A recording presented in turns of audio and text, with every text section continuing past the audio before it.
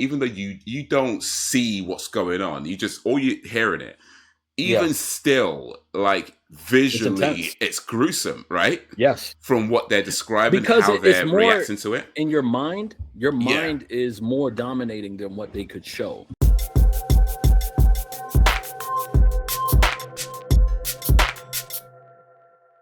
And here we go, back once again with another episode of the Uncivilized Arts podcast. I'm your host, Bundy Hazan, but I go by Bandit, Haze in the online space. And today I am joined once again by my favoritist internetist peoples in the world, Sweet Bundy, Celeste Orchid.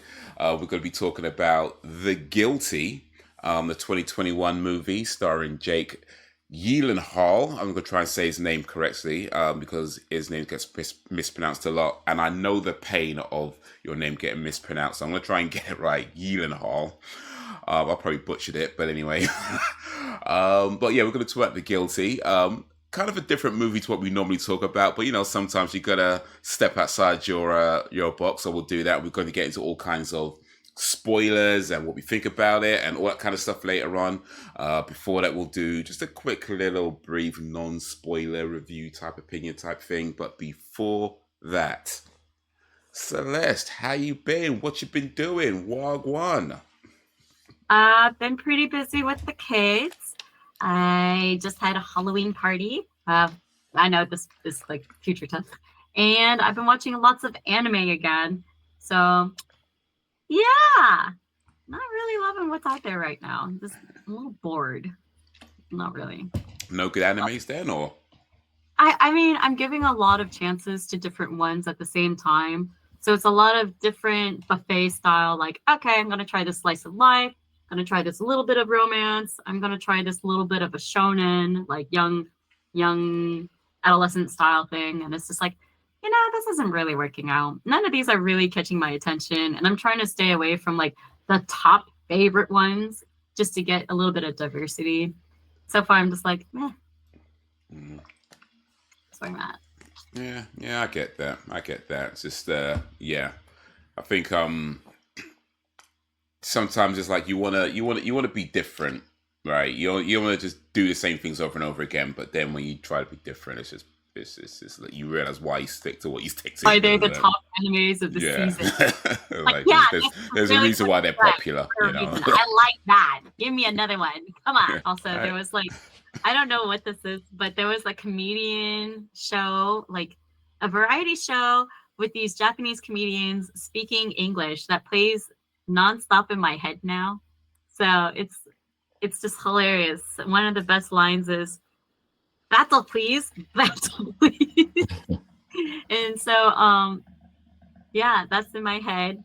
And there's also all this like silly thing. It's like, oh, hey, how's it going? Oh, that's a really great greeting. Yeah, that's an American greeting. He's like, I have one question for you. He's like, are you terrorist? And it's like, joke. What's your name? And it's like, my name is Tyzone. So funny. It's so funny.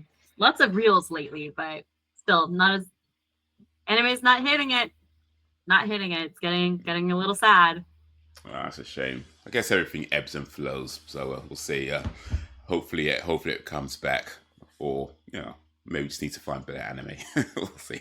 I mean, there's potential. We're just not going to the top like immediately. We're waiting for the dessert or main course, as they say.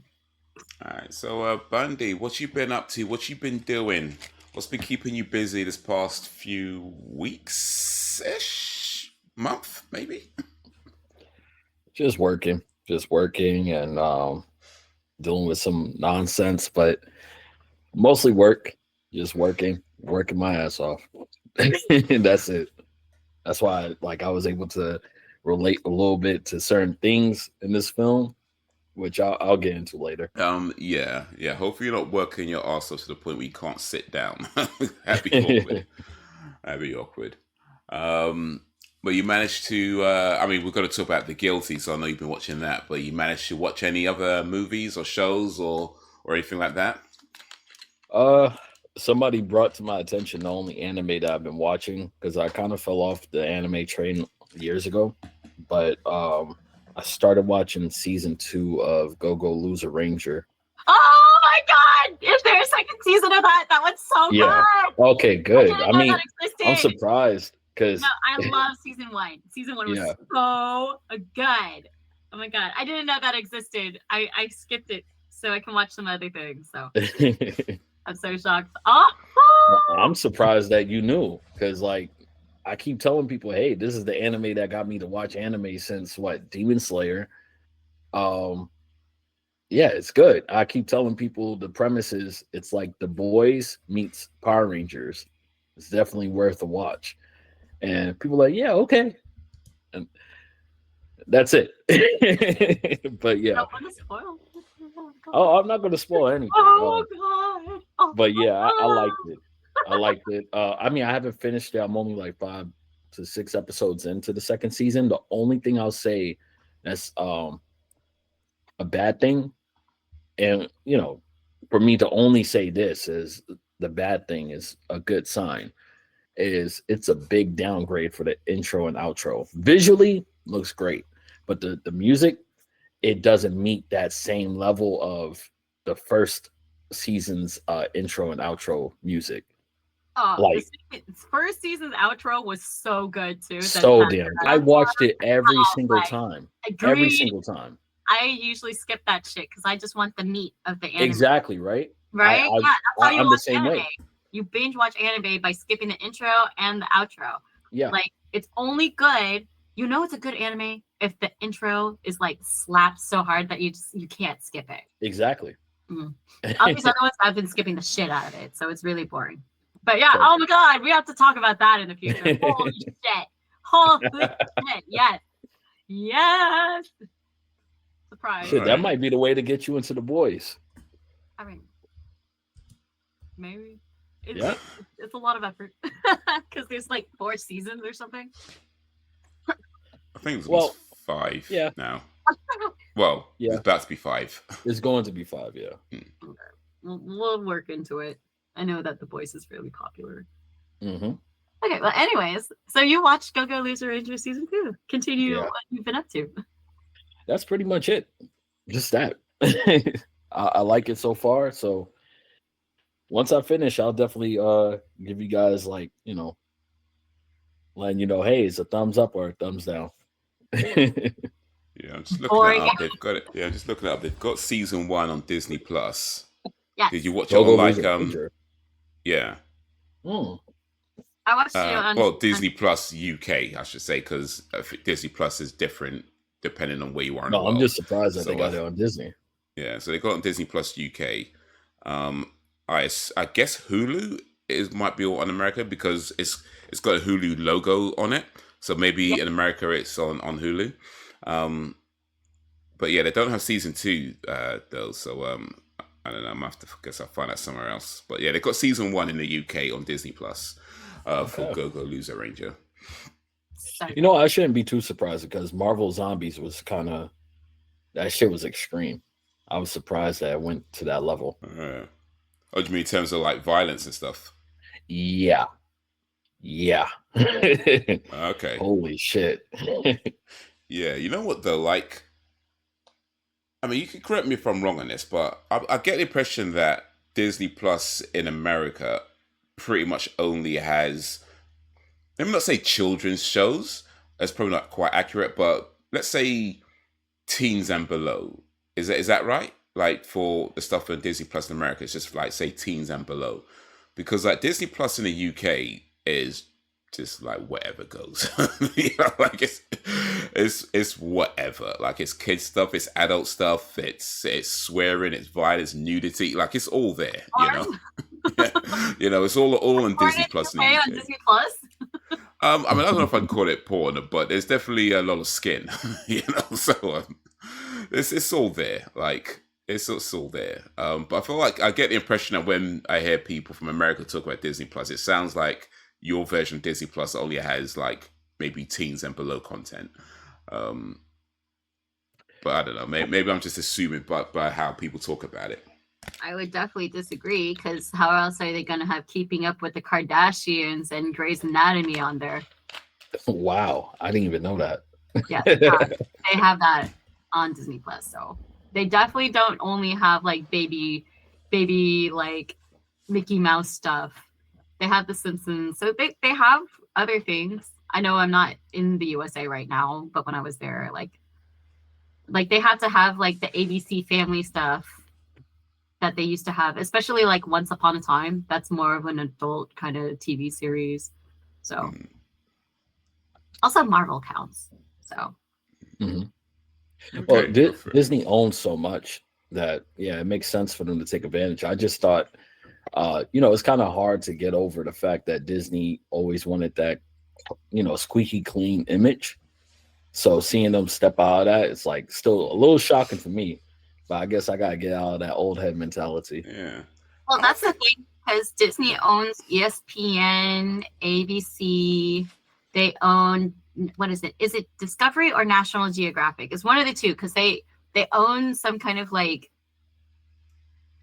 natural science thing. But yeah, their umbrella is huge. So Yeah.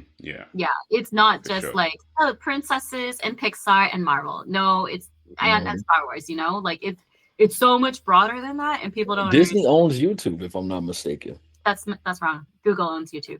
Oh, Yeah. Yeah, no, not doesn't that Disney big. have? No.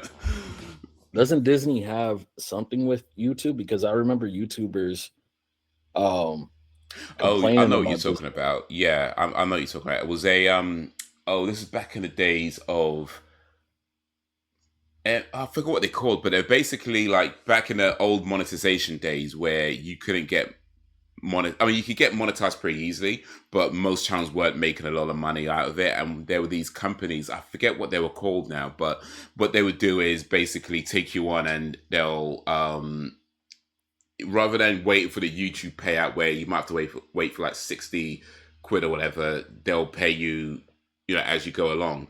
And then there was quite a few that did that, and Disney had one. I don't remember the name of it, but yeah, they had one of those types of companies where they took on YouTubers and they had them under this thing, and I guess they helped them connect and various other stuff they did. But then all the controversies came in. YouTube ended up changing their monetization policies, and their usefulness for those types of companies kind of faded out. So as far as I know, they're not really a thing no more. But yeah, this was going back to like maybe like 2014, 2015 kind of YouTube era. Really But yeah, they did have a company that they didn't own YouTube, but they had a company that I guess works with YouTubers and various other content creators. Got it. I just can't remember the names of all that stuff right now. But yeah, they were connected. Yeah, so let's see. As for myself, I've been trying to keep busy. Speaking of Disney Plus, I did finish watching Only Murders in the Building. The season finale was just this week, just gone. I'm really digging it. And there's a season 6 which has been confirmed, which apparently is going to be filmed in London. So that's pretty exciting for me anyway. But again, I don't know. Like I said, I know I said this before, but it feels like it's a popular show that nobody watches. You know what I mean? Like it's popular enough to have 5 seasons, and they've already confirmed a 6. There must be lots of people watching it, but it seems hardly anybody ever talks about it. So I don't know. But anyway, I really like the show, so I watched that. What else? Oh, you know what? You guys were recommending me that game, Nier Automata. Automata. Yeah, I got that from Steam. It was on sale, so I got it for like I think £9 something. And I got it a while ago actually, but I haven't really had a lot of time to really play it properly. So I've only really played it twice. And I basically like died and had to start again both times. I'm not sure how far I got. It wasn't very far, I'm sure at all. Like I don't know. There's an auto save apparently. I didn't get to the first auto save, so I clearly didn't get very far because I had to start right from the beginning. But yeah, it's cool, I guess, from my very limited experience with it. It seems pretty cool.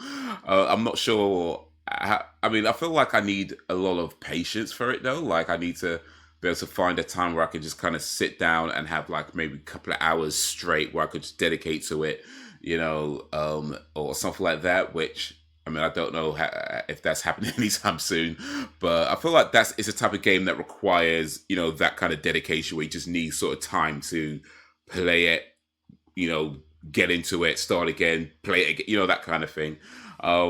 But yeah, the mechanics and the shooting and the fighting and all that kind of combat stuff, that's pretty cool. It's pretty cool. I just suck at it. So there's that.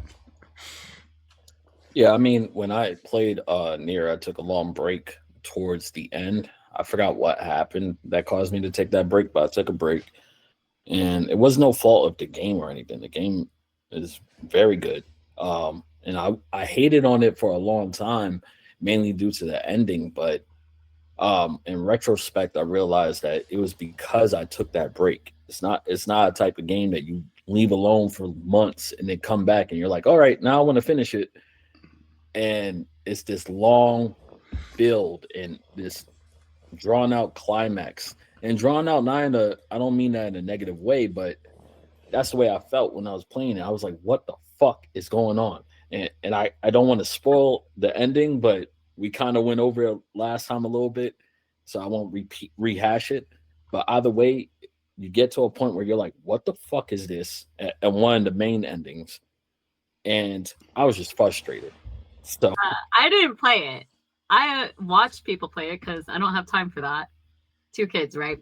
But I love the concept of it. I love that game. I want to play it so bad. But I know exactly what you're talking about. So good luck, Boomy.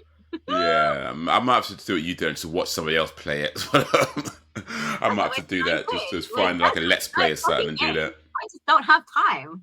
Yeah. Like, I run a business and I have 2 kids, 2 dogs. Sir, you can find the time to sit and dedicate to that beautiful masterpiece. I might need to like book some time off or something and then be like, all right, cool, here we go. Here we go. All right, then. Come to the live stream and be like, all right, we're watching you play it now. All right. So let's see here.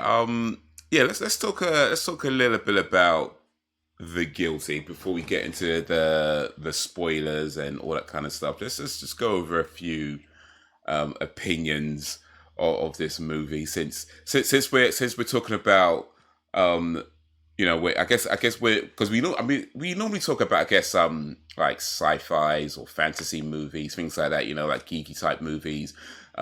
This doesn't really fall into those categories. So I guess we're like real film critics now. We're like Roger and Ebert, and is that right? Roger and Ebert? No, Siskel and Ebert. we're like Siskel and Ebert. That's just who we are now. Yeah.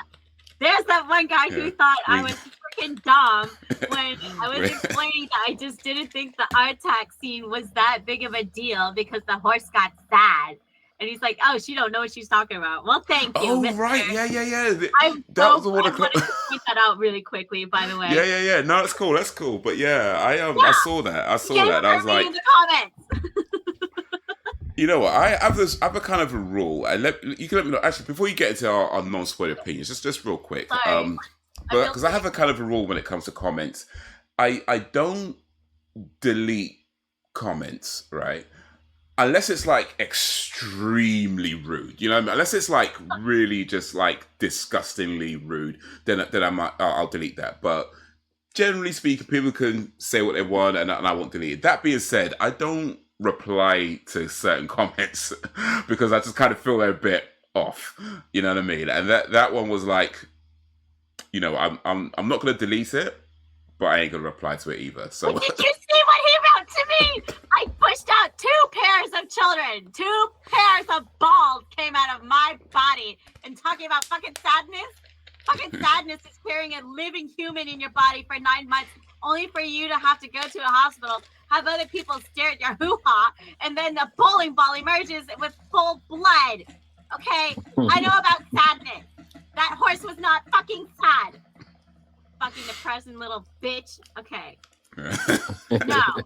Talking about that shit. By the way, I'm not upset by that guy leaving a comment. Thank you so much for like leaving the comment. Like, you can tell me that all you want. I'm just saying, I read it. I appreciate you. but fuck you. Like, who the fuck do you think you are? This is my No, I get my it. Yeah. platform. No, That's a fair response. I'm just saying. That's a fair response. I'm not choosing violence today. Thank you for your comment. It's a thing, like emotion in me. it's the thing about when you leave comments. I mean, for myself, I don't know, maybe you guys might agree with this or not, but I feel like when I watch stuff and if I'm going to leave a comment, and I do have sometimes, you think about certain things you want to say, or maybe a joke you want to make, or a comment you want to make, and you kind of take a step back and think, you know what? They don't know me. And that comment might just come across completely off, or that joke might come across completely insensitive. Sometimes you have to kind of take a step back and be like, this might not be the place to say certain things. Like certain jokes you can make maybe with your friends, blah, blah, blah, because they know you, they get it, they're kind of in. And certain comments you can make like that. But when you're going to make a comment on somebody's video, you don't know that person, they don't know you, you're just seeing their content. And sure, you can comment what you want, and we can all say what you want, freedom of speech, I'm not saying that. But for me, it's always like, maybe certain comments are best. I don't need your head. Yeah, do you know what I mean? I don't need to put everything in my brain out into the world. You know what I mean? Like, we should all express ourselves, like podcasts. We express ourselves on this, like other things we do. We are creative, express. Like saying, don't express yourself. Of course, express yourself is for the most part a good thing, but not everything in here needs to be out there. Yeah, that's for me anyway. That's what I see it. But anyway, going back to the non-spoiler discussion. Yeah. So non-spoiler review, non-spoiler opinions for The Guilty. Let's start with Sweet Bundy, as you suggested this movie. What's your overall, general, non-spoiler, short, brief opinions on this film? I loved it. It's anxiety inducing. It's a race against time. There's this huge twist that really effectively went through. It wasn't one of those things where a lot of times, at least from my experience, I'm watching a movie that's supposed to have a big twist, but it's like, yeah, obviously something else is going on here. But this one, I was like in the character's shoes. I'm like believing everything. I'm into it. I'm like, okay, yeah, we're here. This is the plot. We got to go ahead and rescue this person. But then when they have the big twist, it's like, holy shit. Okay, what do we do now? Yeah. So yeah, I loved it. A lot of stuff was resonated with me. Don't get me wrong. I've never been a cop. Never was interested in that. But yeah, I'll go into more details about what I related to. But yeah, it's claustrophobic at times, even though you're not in a fucking small ass room. But yeah, it's like the fucking walls are closing in, and almost literally, because there's a moment where he does go to a small room, and you're dealing with his afflictions and everything. It's building, the intensity is building, the emotions. I loved it. And plus the actor Jake Gyllenhaal is fucking amazing. He's very underrated in my opinion. Okay. Celeste, what's your brief non-spoiler opinions on The Guilty 2021 starring Jake Gyllenhaal? Okay, everyone's been saying his name differently now, and I don't know how to say his name. Yeah, so, I'm probably butchering his name. I'm sorry, Jake. I don't mean to. Because it's Maggie Gyllenhaal. Okay, so quick non-spoiler. Jake Gyllenhaal as douchebag cop on phone line that we shouldn't be listening to, but we really want to listen to, and it's a bad day to be a cop. And it was very much one of these things where it's just like, maybe I could get into this. No, it's kind of weird. Definitely not up my alley. 1000% not. Suspense things, I like kind of more murdery, different kind of like, aha, I'm chasing you, I'm gonna kill you kind of suspense. This was kind of like one of these like, can we hurry up? Jesus Christ, this poor guy's carrying the entire movie, and he decided to do that because he's one of the directors on it. So I'm like, yeah, you can act, but this is basically showing me like you just wanted to show off your acting skills and make some money off of it because that's what you wanted to do. Not like I have a problem with it. I was entertained, but yeah, definitely not a movie that I would have chose. I'm glad I watched it. I watched it twice.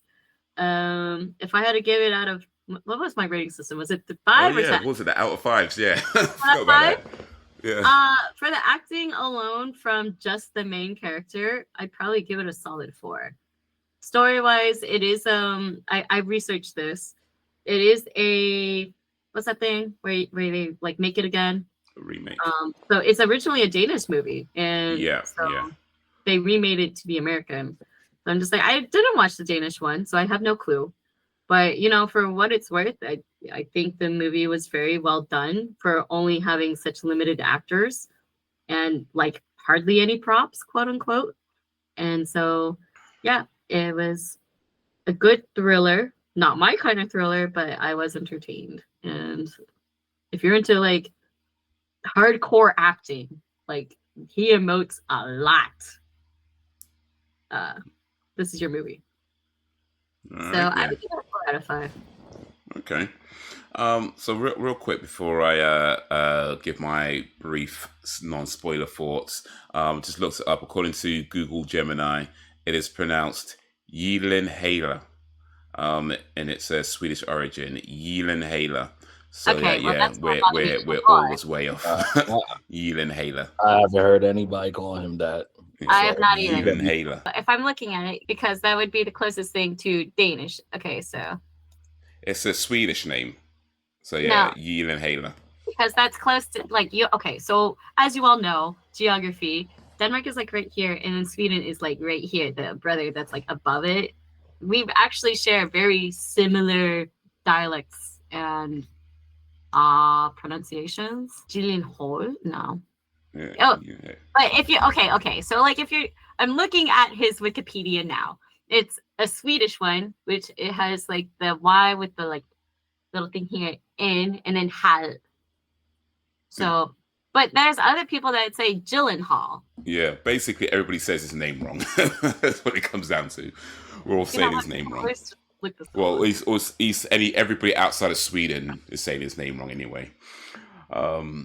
I mean, I'm in Denmark, so I'll still say it wrong. But yeah, okay. So while Celeste is doing that, I'll just give my thoughts on The Guilty, and yeah, like Sweet Bundy said, I liked it.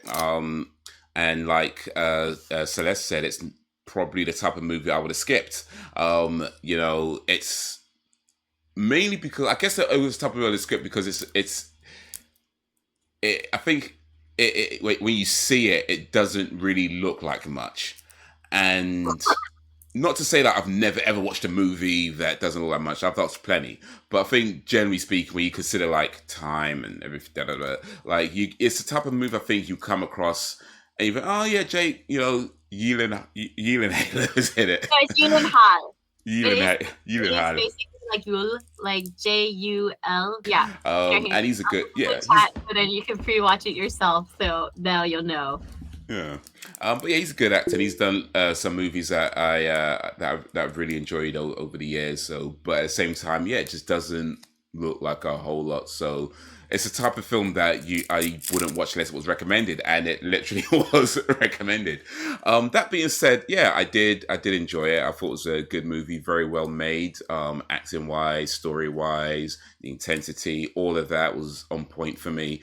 It kind of reminded me of another movie called Buried starring Ryan Reynolds. But I'll talk more about why it reminded me of that in the spoiler section. But yeah, I mean, it's a solid film, and it's only an hour and a half, so it's not a long movie. I'd say it's definitely worth giving a shot, if you've got a little bit of time.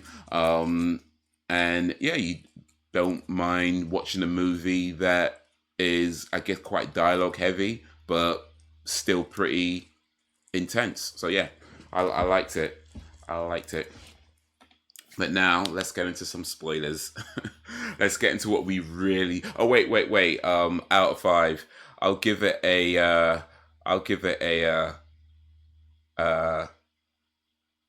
real intense, cool. Didn't see that coming. Out of 5. So that's my rating. But yeah, let's get into some spoilers. Let's talk about what we really think and all that. So this is your spoiler warning. If you've not seen the movie The Guilty 2021, starring Jake Gyllenhaal,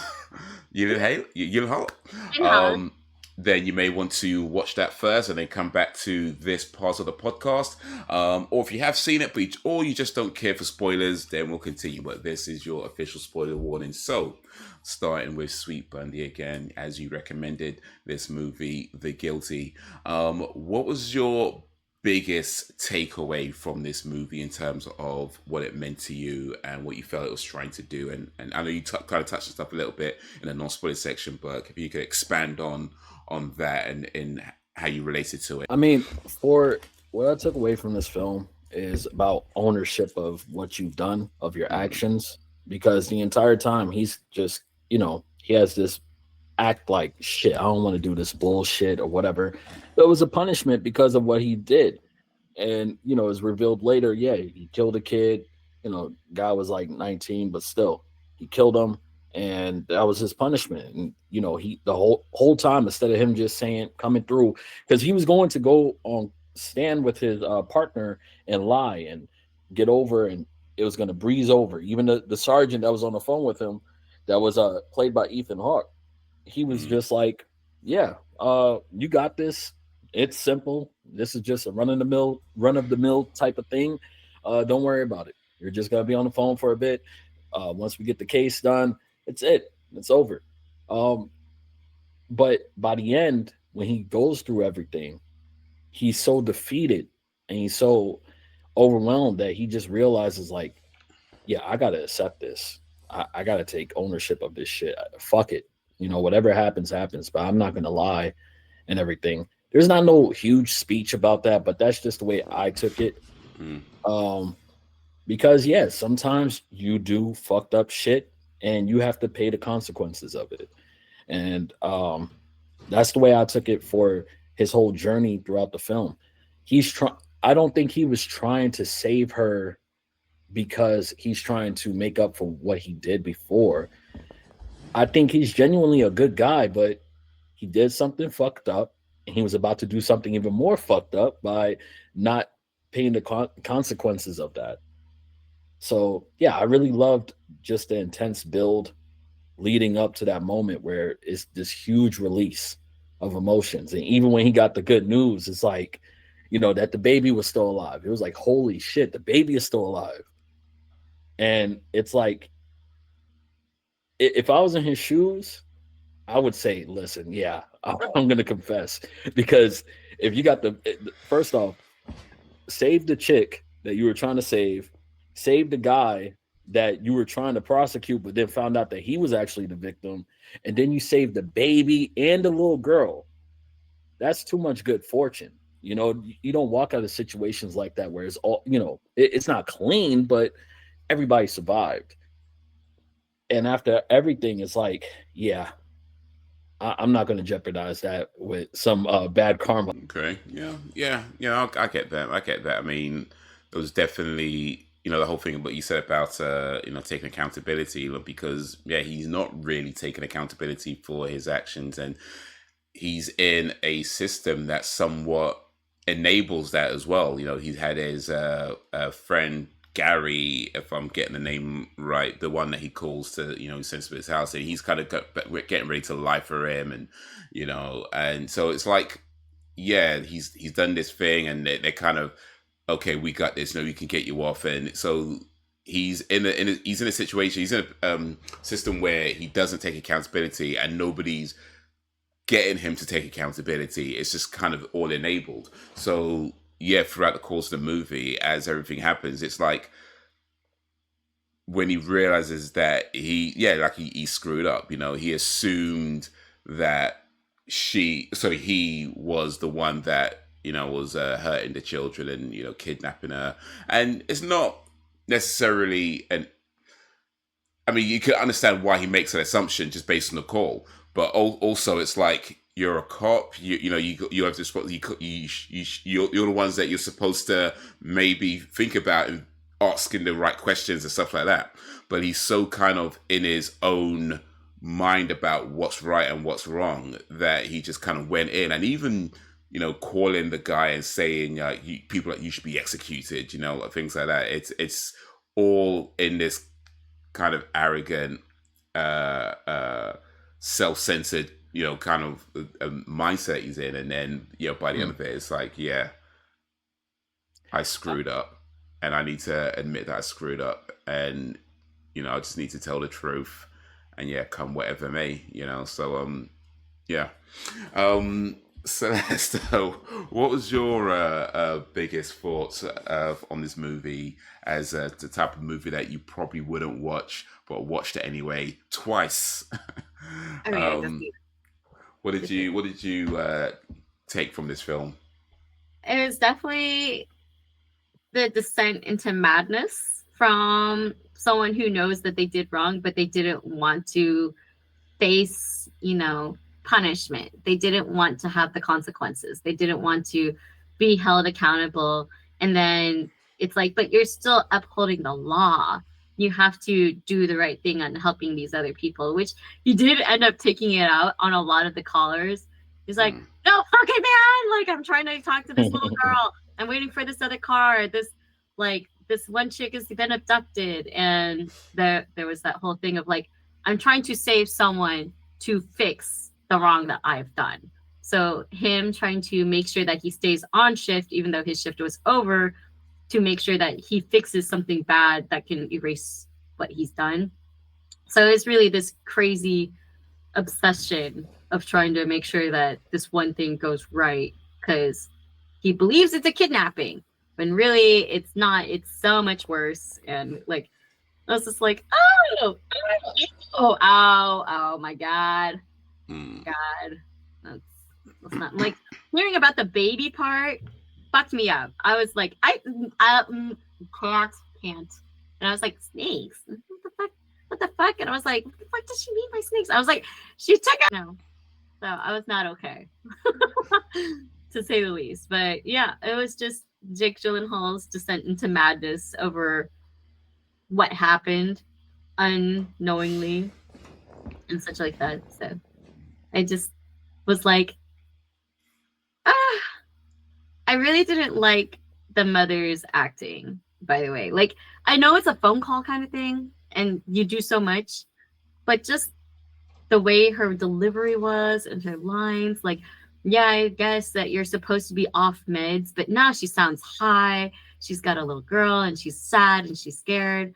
And I'm like, yeah, there's a lot of emotions, but what I get the most is that you're a drug addict, as opposed to like her being out of it. I don't know. I just didn't get the right energy or the right emotion from the phone calls when I got from the mom. Like the dad, when he was all like, yeah, man, it felt right. But when it was the mom, it was like the most lackluster scenes. I was like, oh my God, rip out my wisdom tooth, please. This is so complicated.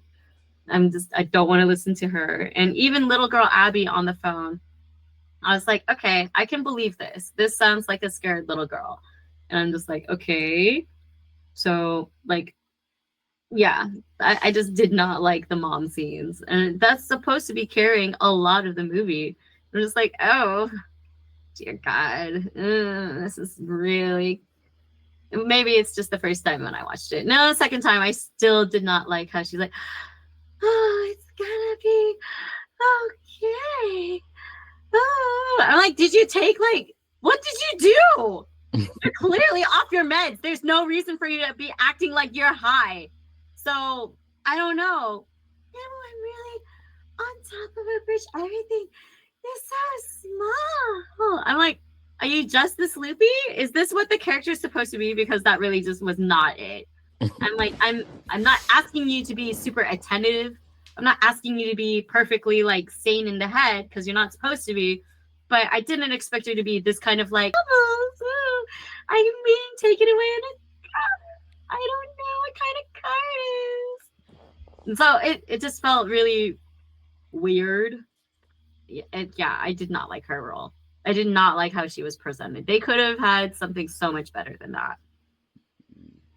Yeah, no, I get that. I mean, I would say that's not what I thought about when I was watching the movie, but thinking back on it, yeah, I think I could see where you're coming from with that.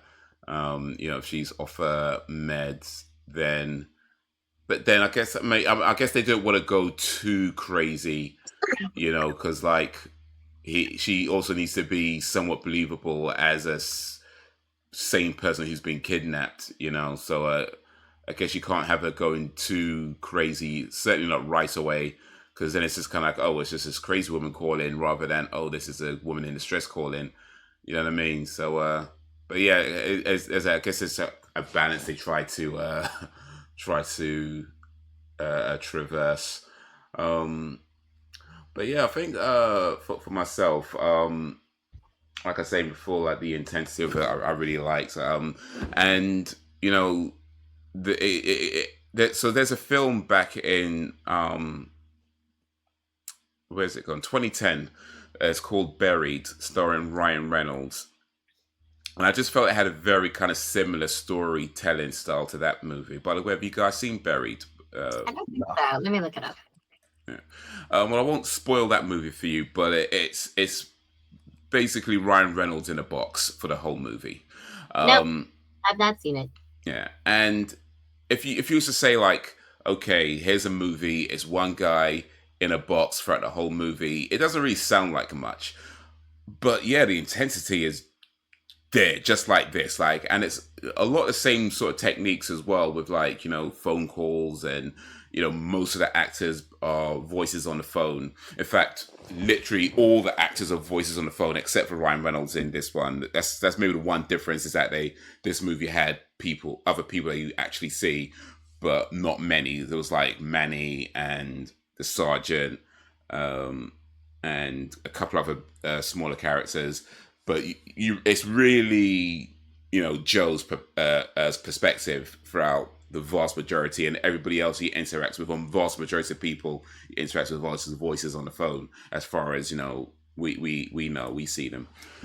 So yeah, just had a very kind of similar storytelling style to Buried. But yeah, they're both very intense, both kind of have their twists and things like that.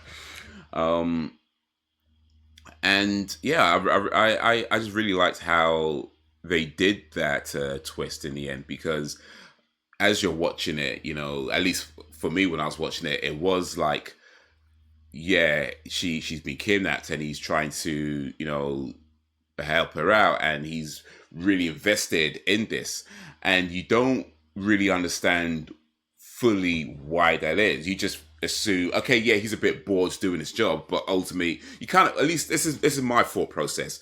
Yeah, he's a bit bored doing his job. It's kind of whatever. It's a bit silly. There's all these fires going on, and so they've got these guys on the phone helping out. He doesn't really want to be there, but whatever. It's part of his job. That's the kind of impression I'm getting of him. But end of the day, he's going to do his job. So like, this woman's calling up, and she's in distress, and look, he's going to help her. But yeah, he's really focused and hyper focused on trying to help her. And you notice that he actually has asthma, so he has breathing difficulties. So he's constantly like throughout the whole movie. And I think that just adds to the intensity of it, because like there's parts of the film where he can't even speak, where he's just like struggling to get his words out, And I think it all just kind of adds to it. And then as the story develops, then you kind of realize this is why he's so emotionally invested, because one, he has a daughter that he may never see again, right? If that trial doesn't go his way. And yeah, he's got the people that are going to back him up and say this, but there's still a possibility it might not go his way. So he's, there's that in the background of his thought process. And then, of course, that, he's realizing that he's gone so far down this path of, I know what's right, where he's even killed somebody. And even then he's like, I'm not taking, I'm just going to get myself, I'm going to get my friends lie about it. But he's got so far that I know it's right, that he's now put a woman in danger, the woman that he was trying to save, because he told her to, hit him with the thing, and she did. and then she's now standing on the edge of some whatever, possibly getting ready to jump off, and it's just that kind of realization of you are not the authority. You know what I mean? You are not. You've got this badge that says you're a cop or whatever it is, but you still have to uphold something. And if you lose sight of that, all you're doing is putting people in danger. And in some cases, like what happened with a kid, somebody gets killed. Now, of course, we don't know the full circumstances of the kid getting shot. We just know from what he says about he did something and he felt like he deserved it. But, what the actual situation was, we don't fully know. But it don't sound good on his part either way. But yeah, I did like that kind of like come back to reality and come back to like your own senses as, he's trying, you've got this person who's a mental, or was in a mental institute, but he's also got a bit mad as well. Maybe not in that same way, but in a sense that he's just gone so far upon his path of kind of arrogance and I know what's right, I'm better than this and da-da-da. And then it kind of brings it back. You're not the authority, you're here to help. So yeah, I think that I think the movie and its messaging did a lot with that, and yeah, those are my thoughts. So, but yeah, just quickly to what Celeste said earlier about the remake. So yeah, it's a remake of a Danish film also called The Guilty, and perhaps you can correct me on this pronunciation, but the Danish title is Den Skilled. Den Skilled. I gotta read it. Den Skilled I'll probably mispronounce that completely. But I assume that translates as The Guilty in the Danish title. But that was in 2018. That film was. Yeah, it's essentially the same. Den Skuli, yeah. It's not easy to say. Yeah. Den Skuli, not Skuli. Yeah, I've not seen the original movie myself either. But from what I can tell from kind of the images and things like that, it looks to be pretty much the same movie because I mean it's the main actor and he got everybody or most actors just voices on the phone as well. So from what I can gather without watching it, it's probably near enough to the same story with mostly the same kind of beats and the same kind of messaging. But yeah, I don't know that for a fact because I haven't actually seen it. It just looks like they've done pretty much the same thing, but America, So yeah. So let's talk about some of the actors now. We already know who Celeste didn't like.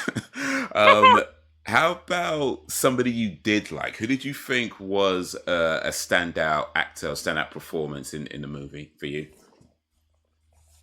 Who are you asking? Celeste. Oh, me. For you, for Celeste.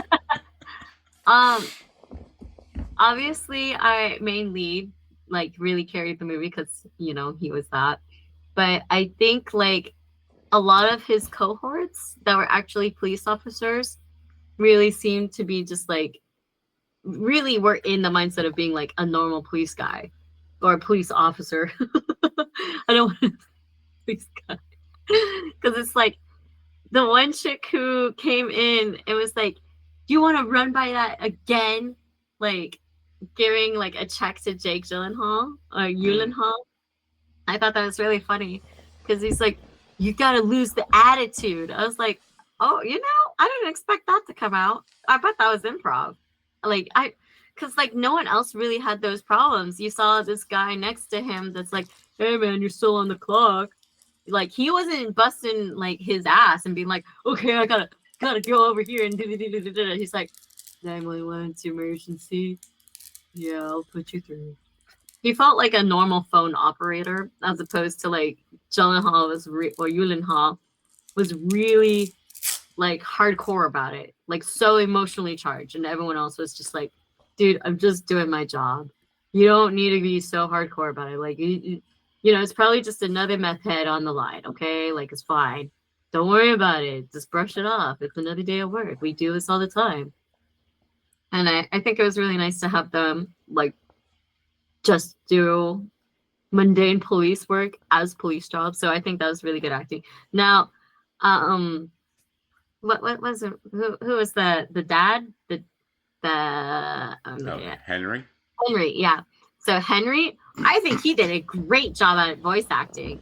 I believed every single line he came out of his mouth, and like I thought that was perfect. Like him and Jake were great on the phone and like acting versus each other, which we don't even know how they filmed that. We don't know if it was just Jake sitting there on the phone and just being all like, "Oh man, blah blah blah blah blah blah blah," and then someone's feeding him the line. So the person being on the voice, we don't know. Like obviously they had to superimpose it, but were they actually on the phone with each other, like actually acting it out?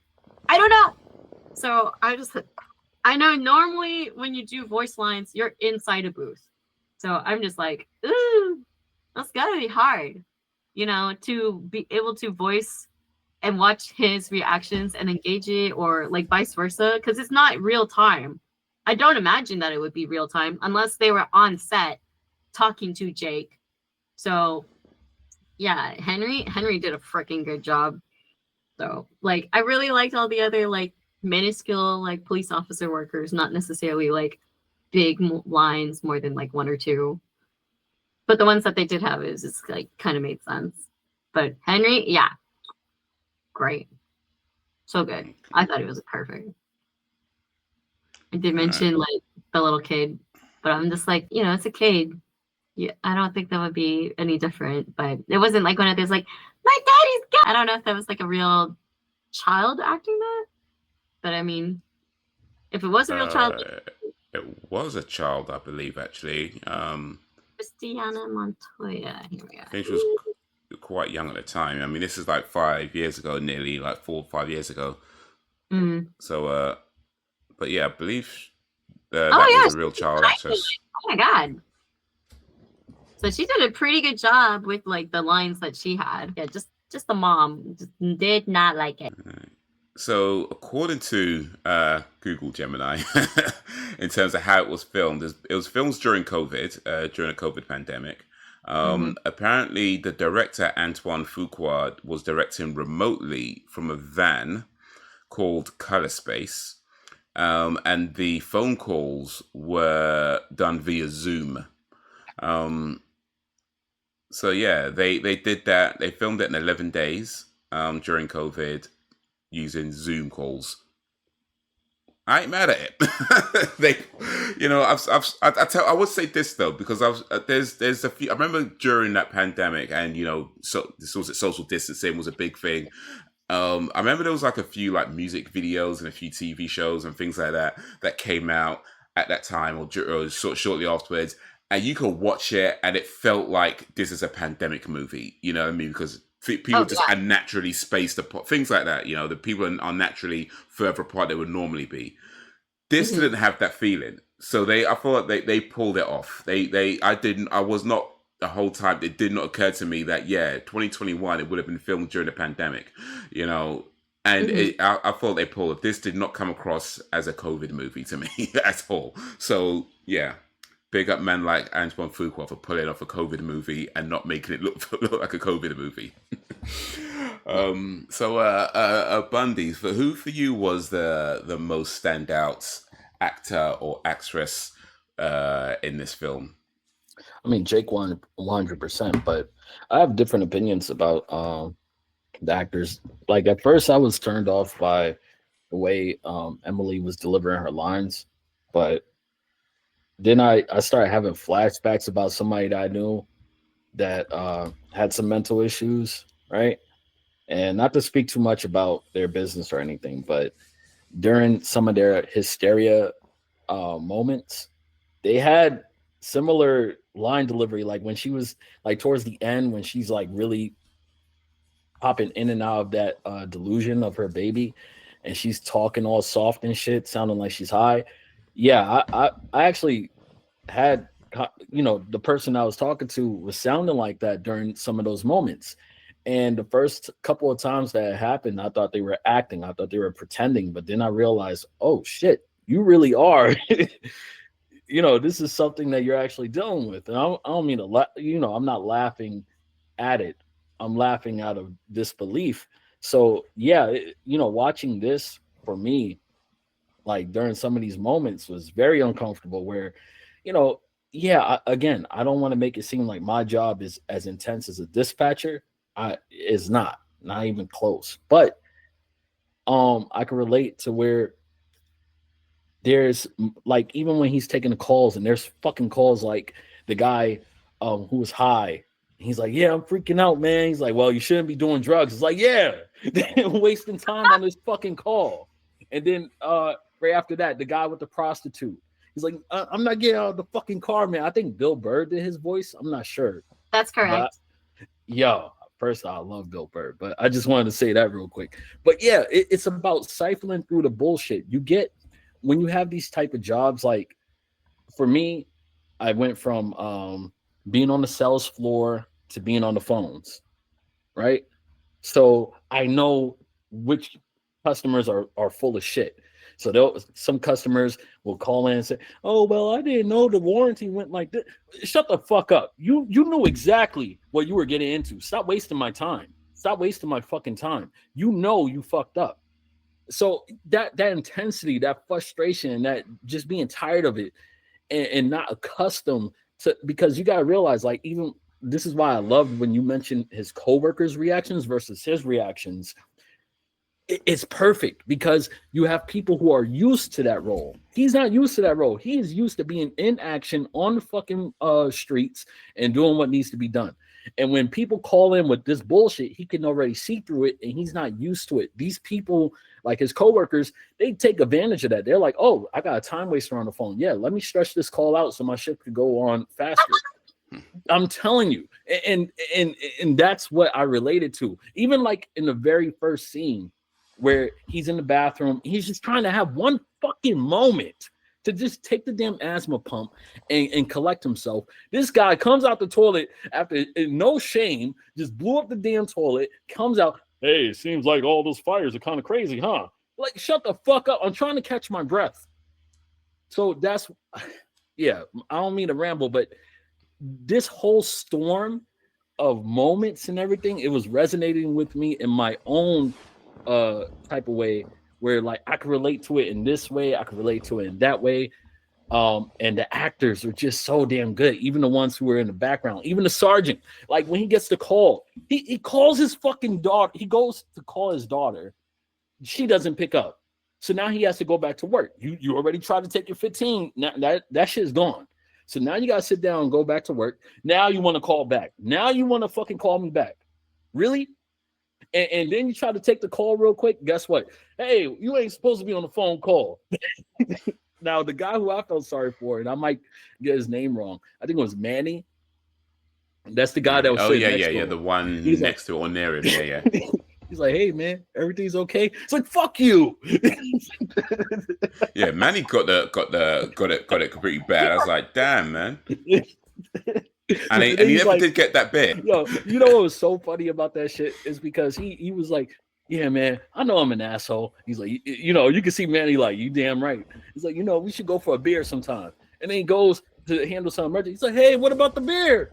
What about the beer? Like, shut the fuck up, Manny. Go back to the phone. But yeah, I love it. Was so realistic. The only, like, out of the acting, right? The only thing that I could say for sure that I didn't like was at the very end. I'm going to nitpick it. I don't like that line, and especially the line delivery. Which one? Which one? Hey, sometimes broken people save broken lives or some shit. I was like, get the fuck out of here. Yeah, I would have, man, if that was me, close the fucking door. I could imagine you throwing broken the chair. People save broken people. I don't know if you guys seen Dead Presidents, but I would have threw the chair just like that. That was such a weird line delivery. I agree with you. Yeah. I don't know like where that you line. Delivering some biblical fucking line, like some fortune cookie Buddha. Exactly. No, I mean it's not inaccurate. Broken people. Yeah, but save that shit for later. You ain't the what later? The movie's over. Like how much later can you get? It's literally the end of the movie. You should to wait 2 hours. 2 hours more. Oh. Can't I sit more mean, in I that. think to be fair though, if you can imagine like a real life situation, people generally don't say stuff like that in those moments because for the most part we don't think of the cool thing to say or whatever. I will But I say think, older people will. Like if you yeah, get like an older person that's like pushing 70, 80, yeah. yeah, Then okay, I yeah, would yeah, go ahead and maybe, believe that. I'd maybe. be like, yeah. But I mean, apart from that, I mean, I didn't mind. I thought it was a cool line. I thought it fit the movie. It kind of summed up the movie quite nicely as It well. Really, I did, but thought it as was just well. like out of everybody saying shit like, bitch, if you knew I was in here struggling with something like this, you should have been on that damn phone helping too. He's calling and calling. Like Debra Wilson was amazing. Debra Wilson, I knew her since Mad TV days. You guys watched Mad TV, right? Back in the day. Who did Debra Wilson play? The remember he kept calling and the chick just got the sergeant, she ended up getting fucking tired of it. She was like, listen, I'm dealing with fucking phone calls up to my ass here. Shut the fuck up. I'll call you when I call you. Unless you got a license, don't call me. Oh, that's the other dispatcher. Yeah. Wait, that wasn't But Debra Wilson, or was it? Yeah, Debra Wilson. Okay, because I'm confused because I thought that was enough. No. Because It's not here on Wikipedia, so she don't exist. What are you talking about? What? Look Debra it up. Wilson. You're talking I about got CHP Divine Joy dispatcher, Randolph Divine as Joy CHP Randolph. dispatcher. Oh wait, it's like what? I was just saying the same thing. Divine Joy Randolph. Oh. Yeah, Divine I Joy thought it was Randolph as Debra CHP Wilson dispatcher. doing that. But I know Debra Wilson's in the is movie. Yeah. It says she is additional in the movie. voices. Oh. She is in the movie as this is additional voices on the credits, but Divine doing the voice. yeah, Divine Joy Randolph. Well, whoever the fuck dispatcher. it was, excellent. Because I understood that shit. Because I get it on both sides. I've been on both sides of that. I am up and she emphasized that too. I am up to my ass. But it's relatable because, and that's what was good about the movie. They already set the tone and the intensity from the beginning. They let you know these LA fires, these LA fires are going on, and LA fires are a regular thing. But Now this they are. time, So stupid that it is. yeah. Continue. Sorry. And it's intense, so of course he's getting all these calls. And that's also another reason why he's frustrated too, because it's like you're expecting important phone calls. And even that call, it had me dying because I've been there before too. Like I know, thank God I'm not on phones anymore, but holy shit. When I was on phones, there were some calls I got that were just like, yo, you're wasting my fucking time. I get off the phone with you, I tell you, hey, call this number. How come you calling the same number thing? You go get somebody else. No, you right back to me. Now I'm dealing with your dumb ass yet again.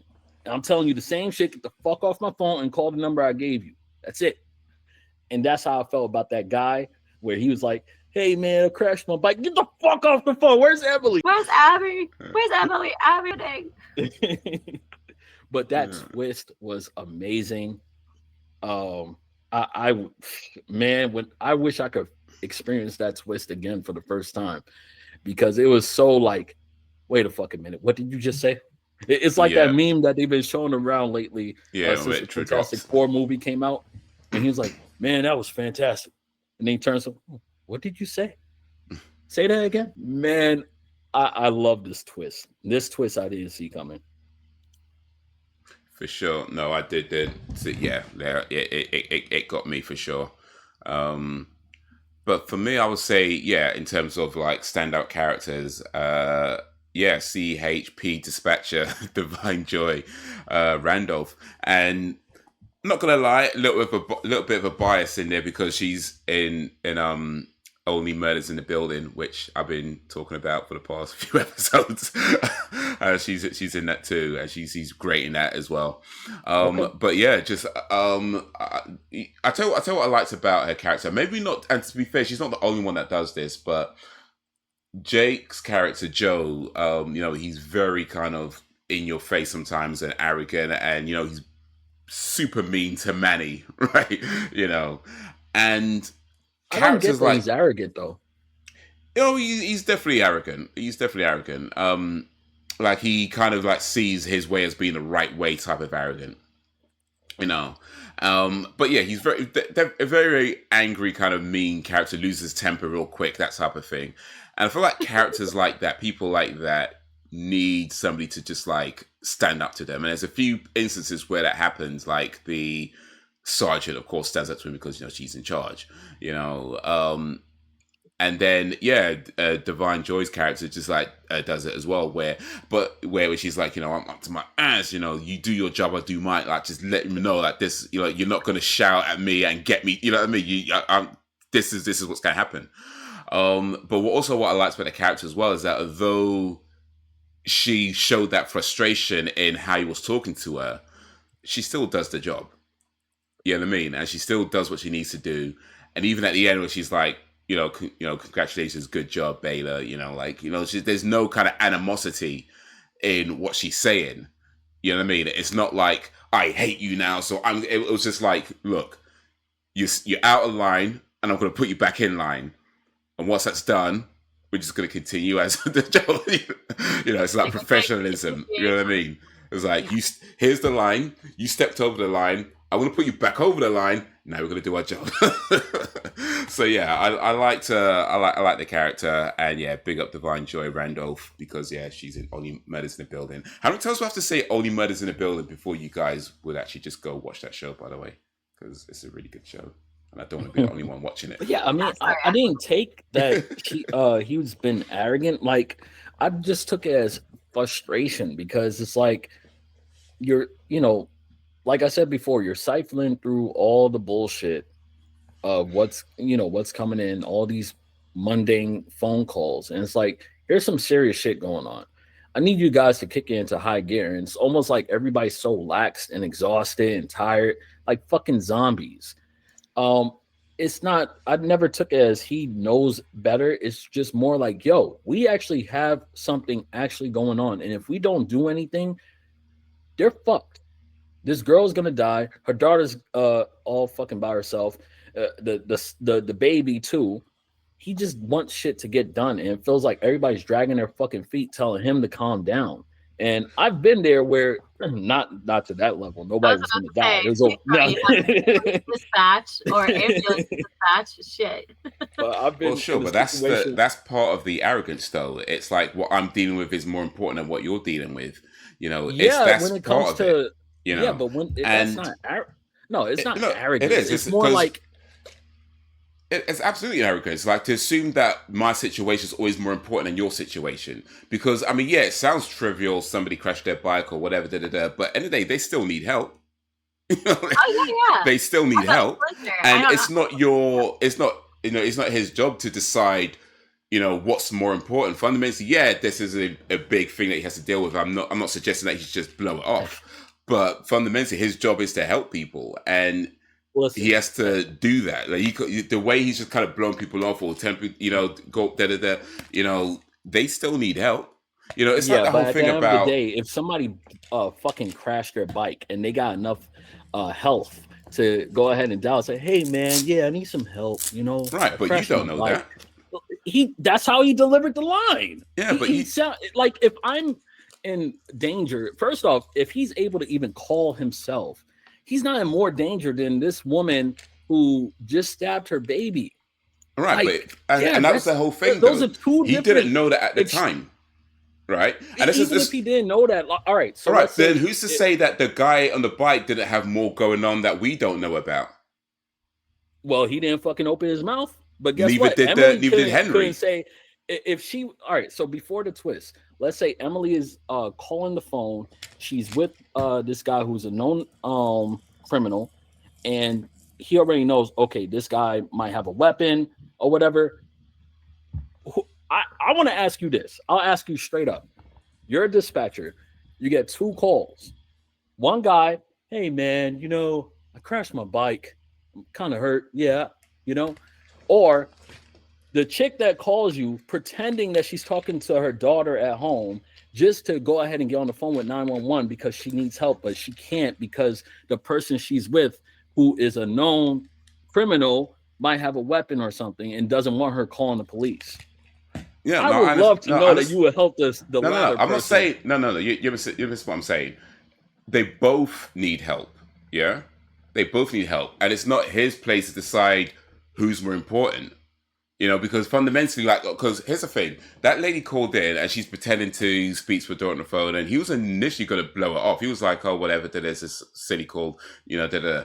And then it's only as we go along, it's only as he looks into it, has he researched. He did like she didn't tell him about the criminal, and he found that out himself. He looked into that to get all that information. He did nothing for the guy. But he also heard the voice in the background when he realized that wasn't some prank call. Right. Yeah. But he did all that, yeah? What I'm saying is that you don't know that the bike guy didn't have more going on, but there was maybe no voice that he had in the background. The point I'm making is that you can't just always assume that your situation is more important than somebody else's situation just because you're dealing with something. Not saying that he should blow off of course he shouldn't blow off the lady. She needs help, but he needs help. And he could either put her through to somebody, put the bike guy through to somebody, or whatever he needs to do. But you know, he still needs to help him because that could have been a whole movie on itself about, oh, I crashed my bike, it turns out that there was drug dealers after him. Like, you don't know. Like a motorcycle, or was it like a bicycle? Like, you know what I mean? Or was it like a moped kind of thing? Like, he could have crashed his bike. He was running from drug dealers. We don't know. I think that's what I'm saying. Like, we don't know exactly to the extent what kind of bike was this. Is it a motorcycle or is it a bicycle?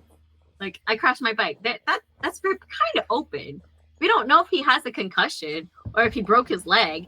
But if I'm kind of like, little injured, okay, suck it up, take it out, bye. Like, you can't be saying that. But if you think you need a damn ambulance, I think you need to check again. Like, I don't know. Yeah. And we just don't know. It was his lack of enthusiasm, lack of intensity. If I need help, right? If I need dire help, I'm like, yo, I need some fucking help right now. Something. Oh, yeah. Especially like the nightclub guy. Yeah, I'm staying in my fucking car. Yeah. I need some backup. This bitch, she's got my laptop. Like, we got porn on there, mister, and you don't want that out. That'll ruin your business. He said, can you describe what she looks like? Voluptuous. Oh, like, yo. We have a man of figures, huh? Easy on the eyes. Oh, man. But yeah, listen, all I'll say is this. Haze, what? If they got you as a dispatcher, I ain't calling. If I get you... Good. Hold on, sir. Wait. Good. Hold on, sir. Somebody make my job easier. Somebody crashed their bike. I'll be like, mother... All right, bet. Okay, So someone crashed their bike. Okay. What would you do if someone crashed their bike and you're the police dispatcher? Do you need an ambulance? I don't know. I don't know. I'm you not gonna start acting like Jake Gyllenhaal. Be like, wait a minute, hold on. Did you find the guy with the bike? Well, I mean, the point of the movie is at least one of the points of the movie is that not everything is as it seems, right? Because what started off as, you know, we thought maybe it was just a weirdo call. Turns out, oh, it's a woman that's been kidnapped. Then it turns out, no, it's not a woman that's been kidnapped. It's a guy trying to get his wife back to a hospital because she's cut open her baby. So things aren't always as they seem initially. And all I'm saying is that, wait, not to cut you off, but what really disturbed me is that I didn't get the whole snake line until the second viewing. Oh yeah, like how gruesome it was. Yeah, that was actually about the fucking. Yeah, she thought she had snakes inside him, inside Oliver. Boy, that shit. Oh man. Yeah. I just wanted to say that before I forgot. Sorry. Yeah, no, not so good. I mean, the scene, the scene where the police go to the house, and he's like, "Oh, you know, is that for me?" Could pick up the phone from the kid, and they're talking. He's talking with Joe on the phone for a little bit, and they search around the house and they find Oliver, and you just say, "Oh my god!" And Joe's just like, "What's going on?" And of course, they don't answer because they're not even on the phone at that point. But you just hear them in the background. We need help. We need a medic. We need da-da-da-da, you know. And there's so much blood, and yeah, even though you don't see a thing. And it was one of the things I liked about it as well, is that even though you don't see what's going on, all you're hearing it, even still, like visually, it's gruesome, right? Yes. From what they're describing, because how they're reacting to it. In your mind is more dominating than what they could show. What they could show, is shock humor. I mean, not shock humor, shocking and everything, shock value. but your mind can go ahead and create the nightmare better than what it can visually. So just hearing that shit, you're only imagining, and that makes it worse. That's why I like this shit. It's like psychological horror. You know what film? Oh, sorry. Go, Celeste. What's that, sorry? I absolutely hated that part where they had these two officers come in, check on the baby, and they like, there's blood. Oh my God, get it in. Yeah. Blah, blah, blah. I was like, get the fucker. No, I was just not okay. Like, acting on this film, again, so good because it painted the picture with just the cops. Because imagine you're sitting there on a Zoom call having to pretend that there's this dead looking little baby over here, but he ain't dead. And then you're working with this like 5-year-old actress trying to make it like seem cohesive when it's not. You guys are all in different houses on Zoom and you got to be acting. So, I mean, that I have to give props to that. So another thing, another layer of horror to it is, you know, he's a parent. So of course with parents, it hits harder, just like how, you know, any scene with involving kids, I'm quite sure it hits parents differently. I think that was something that you touched on in the last review or the review before last, Celeste. You know, that it hits different when it involves kids versus, you know, somebody who doesn't have kids. You know, yeah, it's still a child and everything, but it's different. It's that different response because it's almost like, I guess, parental instincts that kick into high gear automatically, where you see a kid in danger or something, or even something sentimental might make you more emotional than would have before having kids. So just imagine what he was going through and the fact that he knows that his daughter could be taken away from him, you know, not in that to that extent, but the fact that once he gets locked up behind bars, because that's one of the things that his partner says to him when he tells his partner, yo, just tell the truth. And his partner's like, man, I can't. If I do that, they're going to take your kid away, man. You ain't going to ever see your daughter again. You're never going to see her again. Never. They're going to keep you locked up forever, man. And Jake is just tearing up like, it's like, I know, laugh. But I did wrong. I was bad boy, slap my hand. Yeah, that guy sounded like he was drunk throughout the whole thing, wasn't he? Like, he was drunk. And I know that was kind of part of the character as well, because he was saying to him, have you been drinking? And he's like, no, just a couple. But he just sounded like he was just drunk. Like he was actually just drunk. Yeah, I think he did a really good job. He was just like, yeah. Shit, he probably drank a little bit. Like he was probably drinking while he was on the phone. He probably was. Like method acting. I know. He had nothing to drink. You know what he was probably doing? He was probably just holding it, the lines, and then he was just reading it while drinking like this. Just. Yeah. I mean, it would have been the perfect time to do it because you're doing the shit during Zoom calls. You know? Yeah. So why not get the best performance? Shit, if I was a director, I would have told him, let's do some takes where you're sober and let's do some takes where you're a little tipsy. You know, they did that for one of the Lord of the Rings scenes for Pippin and Merry. They did a combination of drunk. They also did it high. And they also did it sober. And then they did it blitzed as fuck. It's very funny. And they took one, I believe, where they were just like high. Is that the one that made it to the movie? The high one? I think so. But not the one where they were too blitzed. I was like, damn, high and drunk. Damn. That's one hell of a... Can you imagine being that actor? Hey, we need you to be high today. Okay, that's the choice.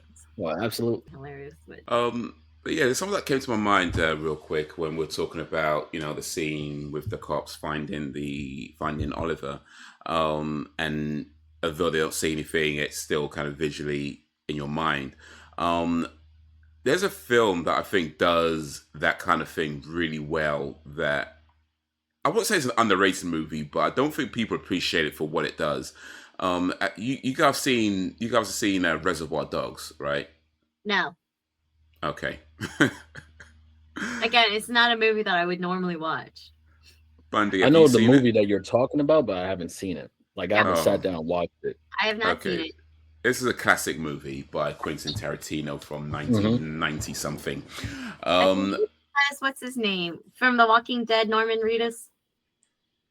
Not in Reservoir Dogs, no. I don't know if he's in a Tarantino movie actually. Yeah, maybe, but not in this one anyway. Yeah, I mean, I feel like it's a great movie, and in fact, that film's also technically a remake as well, though more of a rework if you want to. But anyway, but yeah, it's one of these movies that people will talk to you about how violent it is, right?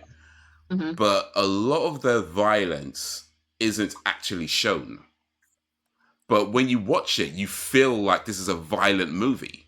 Like it feels like a really gruesome, violent movie. But then you often maybe watch it a few times and you really kind of look at it like, wait a minute. A lot of the actual violence you don't actually see. You know? And it's just things like stories being told or things being implied or, you know what I mean? That kind of stuff. And it just does it so well that when you watch it, you're like, this is, but no, wait a minute. There's not that much actual violence being shown in this movie. So yeah, I think that's a movie that does that really well, is Reservoir Dogs. And yeah, you guys should see that because it's a classic film. Let's see, what else can we talk about with The Guilty? In fact, Bundy, you talked about working, sort of relating to it on a work level. Celeste, for yourself, have you had any real life work experiences that relate to this movie in any way? Not really.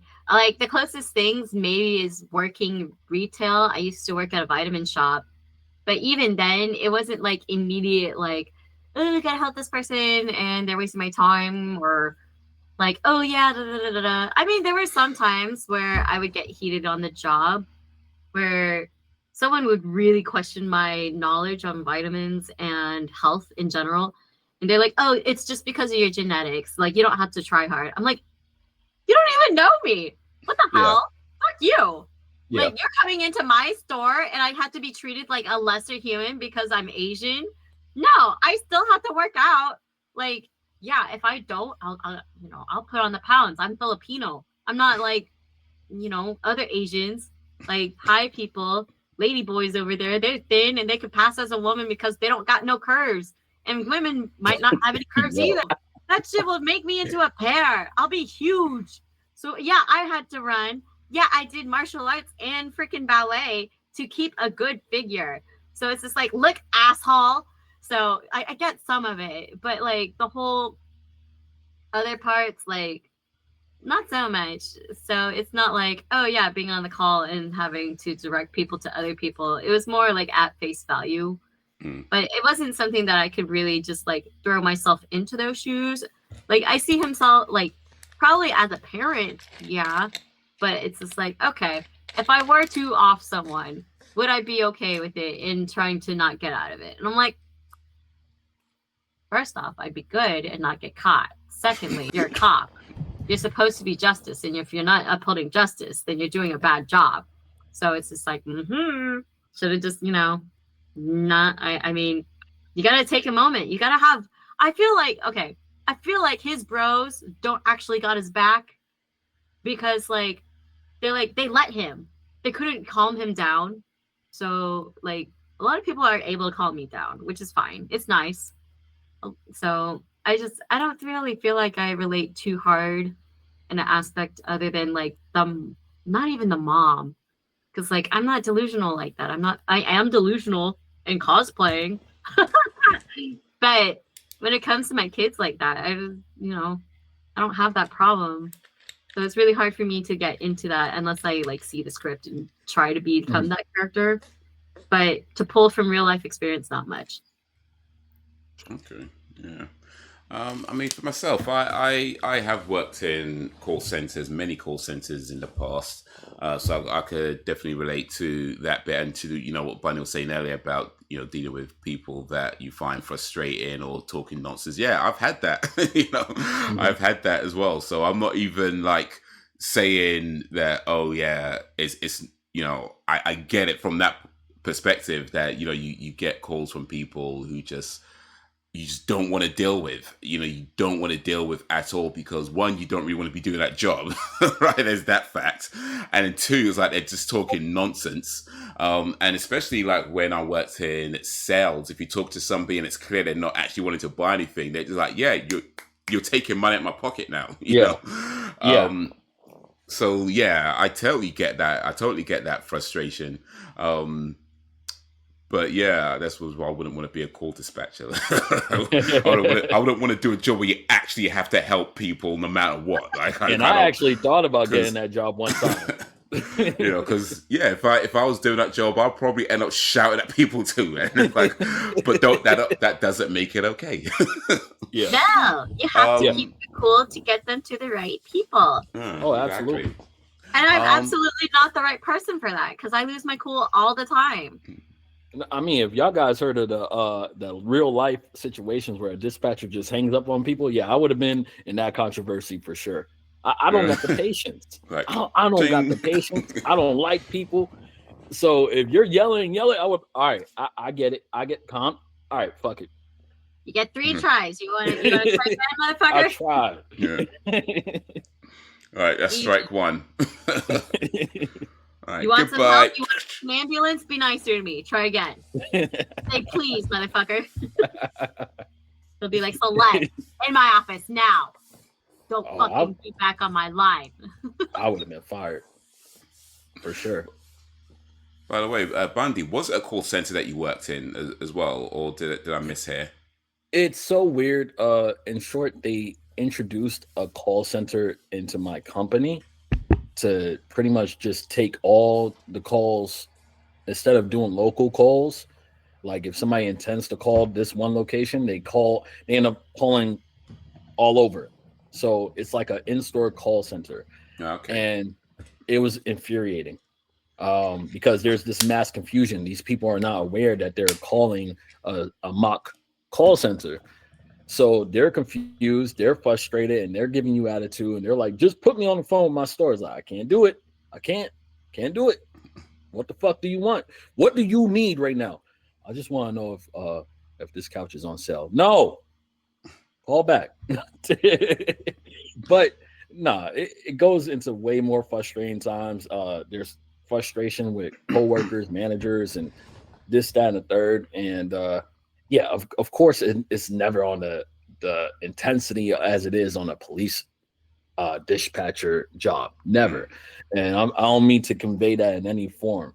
I'm saying that I can relate to it because I know what it's like to be at a certain way of thinking where you're just trying to get to I'm more of a person where I work to just solve what the fuck is going on. I'm not here to be your friend. I'm not here to talk to you and find out, oh, you like cats? Yeah, me too. Fuck your cat. What the hell is going on with this sofa? I just want to get to the root of the problem, get to the solution, give you the information I need to give you, get the fuck off my phone. Now, that's it. You got a life to live. I got a job to do. Let's go. I'm not here to fucking converse with you. Okay?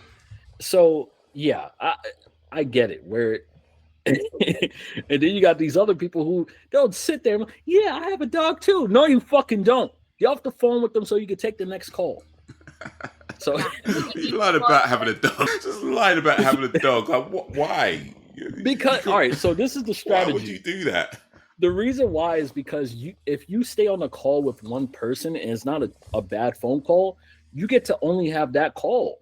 So let's say you stretch out a call for a good hour. Now you just skipped over 10 calls that were potentially stressful, or you had to actually work hard to do something, get some solution fixed or whatever, or make 10 other calls to fix this one problem. That's the goal, to get on the phone, waste time. So now at the end of your shift, you only took like 10 calls, whereas opposed to a motherfucker like me, I took up to 100 calls. But don't you have and this is kind of going back to my call center days. I'm sure my technical knowledge now. Do you have was it KPIs? And part of that is where you have to take a certain number of calls within an hour or something. They didn't have that for us. Okay. All you had to do was make sure that your ass was on the they have like statuses. They had that for you guys, right? Where you could put your status as available. Oh, right. Busy. Yeah. as long as you were available for at least 35%, you're good. Okay, But so being on call counts as being available. Just your status alone. Yeah, and even if you're on a okay. call, that counts as being available. I ain't gonna lie, I'll probably do the same thing then. Like, I'll probably Yeah, just long out that's these the calls too. smart Like, thing to I'll do. probably just do that. Just long out all these calls. Yeah, And that makes that's sense the to me smart now. thing to do. So I Just can't long fault out the them for calls. it. We're like, hey, how you doing? It's great weather today, isn't it? Yeah, that's what they do.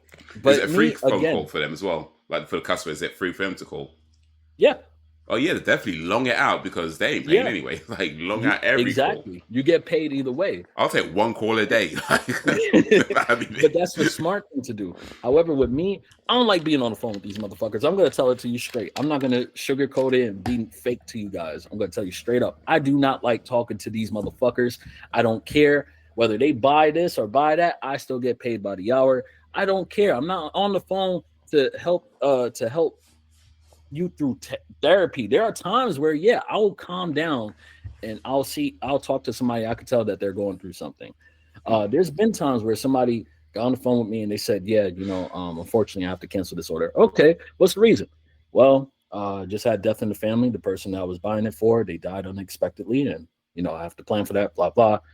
And I'm not going to be like, all right, let me cancel your order. No, I'm going to actually take my time because I understand this isn't something to just, brush aside like I normally do. Oh, well. So, there are times where you'll slow down and you'll show, what's the fucking word? Compassion. That's crazy. You just sell that. You had a death in the family? Oh, well, I mean, you could always give it to somebody else. You're going to need something to sell at the funeral. You know what? Like, you I'm sell quite that. sure. It's funny you're saying that, but I'm quite sure there's a motherfucker thinking that. But yeah, there are times where you have to slow down and you have to really, show some fucking humanity. So that for people like that, I get it. But for the other people who are like bullshitting, like you could tell these people who are bullshitting, and that's how I felt about the motherfucker with the bike. Like, why are you wasting my fucking time? I gotta get to Emily and Abby. Yeah, and Abby. All right, so speaking of getting to Emily, have either of you guys been to Los Angeles? And if so, would you say their depiction of Los Angeles is accurate in this movie? Yes, I used to live close there. enough. Oh yeah, wait, you did say that once. Yeah, you lived there for 2 days? 5 years. 5 years. Close enough.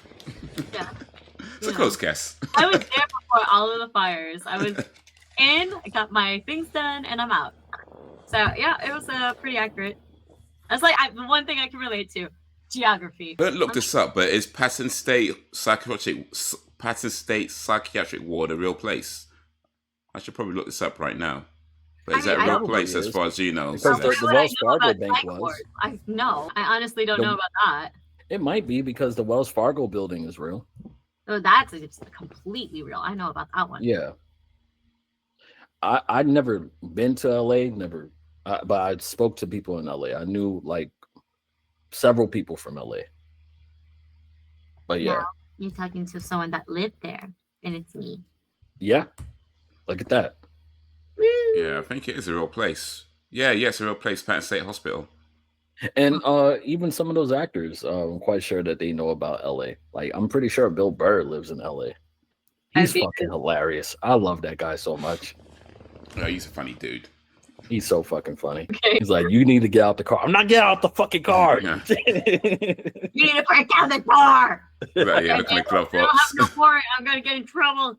Just do it. Speaking of Debra Wilson, actually, as she is in this movie as additional voices, a little while ago, I didn't look into it myself too much, but maybe you guys did, and maybe you have some thoughts on it, and perhaps you might, Bundy, as someone who's been a fan of hers or watched her content for a while. But there was this thing going around a while about how she's, in everything. You know how what they're saying about Pedro Pascal. Like a similar thing with Debra Wilson. She's in everything. Why is she in everything? That kind of thing. And to be honest, I didn't really know much about her at all. To be honest, like she's done a lot of stuff that I guess I've seen or maybe played and things like that. But I'm not always noticing who's in it. But as someone who has watched their content, and what did you see that going around? Did you have any thoughts on that? I saw people talking about it. I always think it's so every now and again I get it to a certain extent. But with Deborah Wilson, she's a real good voice actress. And the fact that she even listen, if you're in their shoes and opportunities arrive, you're not going to say no. I already had 5 of those gigs. Now I gotta let it go to the next person. Hell no, hell no. You jump into that role and you do what you're supposed to do. And it's not like she half-assed it. I would have a complaint if somebody takes so many roles, but they do the same shit every single fucking time. Deborah Wilson, I met her on not met her. I first saw her on Mad TV, growing up watching her on Mad TV. And she was a comedian. Yeah. So fucking hilarious. And then, you could see her in a role from being fucking making fun of Whitney Houston, before she passed, to being Oprah Winfrey, what was right? it? Oprah Winfrey, to being a serious role of like she was in the Suicide Squad game that was awful, but still she did her role good. She was she played, who's the big badass? Amanda Waller. Wow, it's way off. Was that her? Yeah. Are you sure? Mm-hmm. Not in the movie, the game. Oh, the game. Okay, never mind. The game. I was like, The movie was Viola Davis. When I saw how surprised you were, like, I was like, hold on. Yeah, the movie was Viola Davis, who's also amazing, by the way. Yeah. Yes. Both deserve flowers. So. Yeah. So all the flowers. Deborah Wilson, each and every single time I want to see her in something. I don't care. Because she does her job, and that's what I respect. If you're going to go into a role and you're doing something different, then sure. Pedro Pascal, I get the fatigue. I don't personally feel that way, but I get it because he's kind of doing the same thing in a lot of his roles, the same kind of stuff. But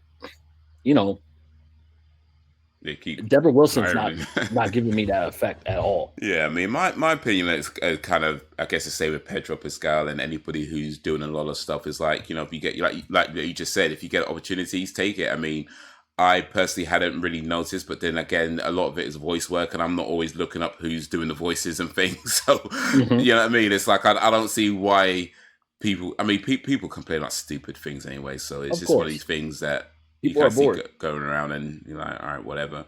But yeah, I mean, if you're an actor, actress, or any kind of entertainment, creative type person where you make your it's not like, if you have like a job where you're employed to work a set amount of hours every day, or 5 days a week, whatever it is, you got a job for however long you're doing that job for. But when you're acting, it's like, yeah, you might have a job today, you might not have a job tomorrow, you don't know. So if the jobs are coming in, the roles are coming in, you got the time, the energy, and the will to do it, then just do it.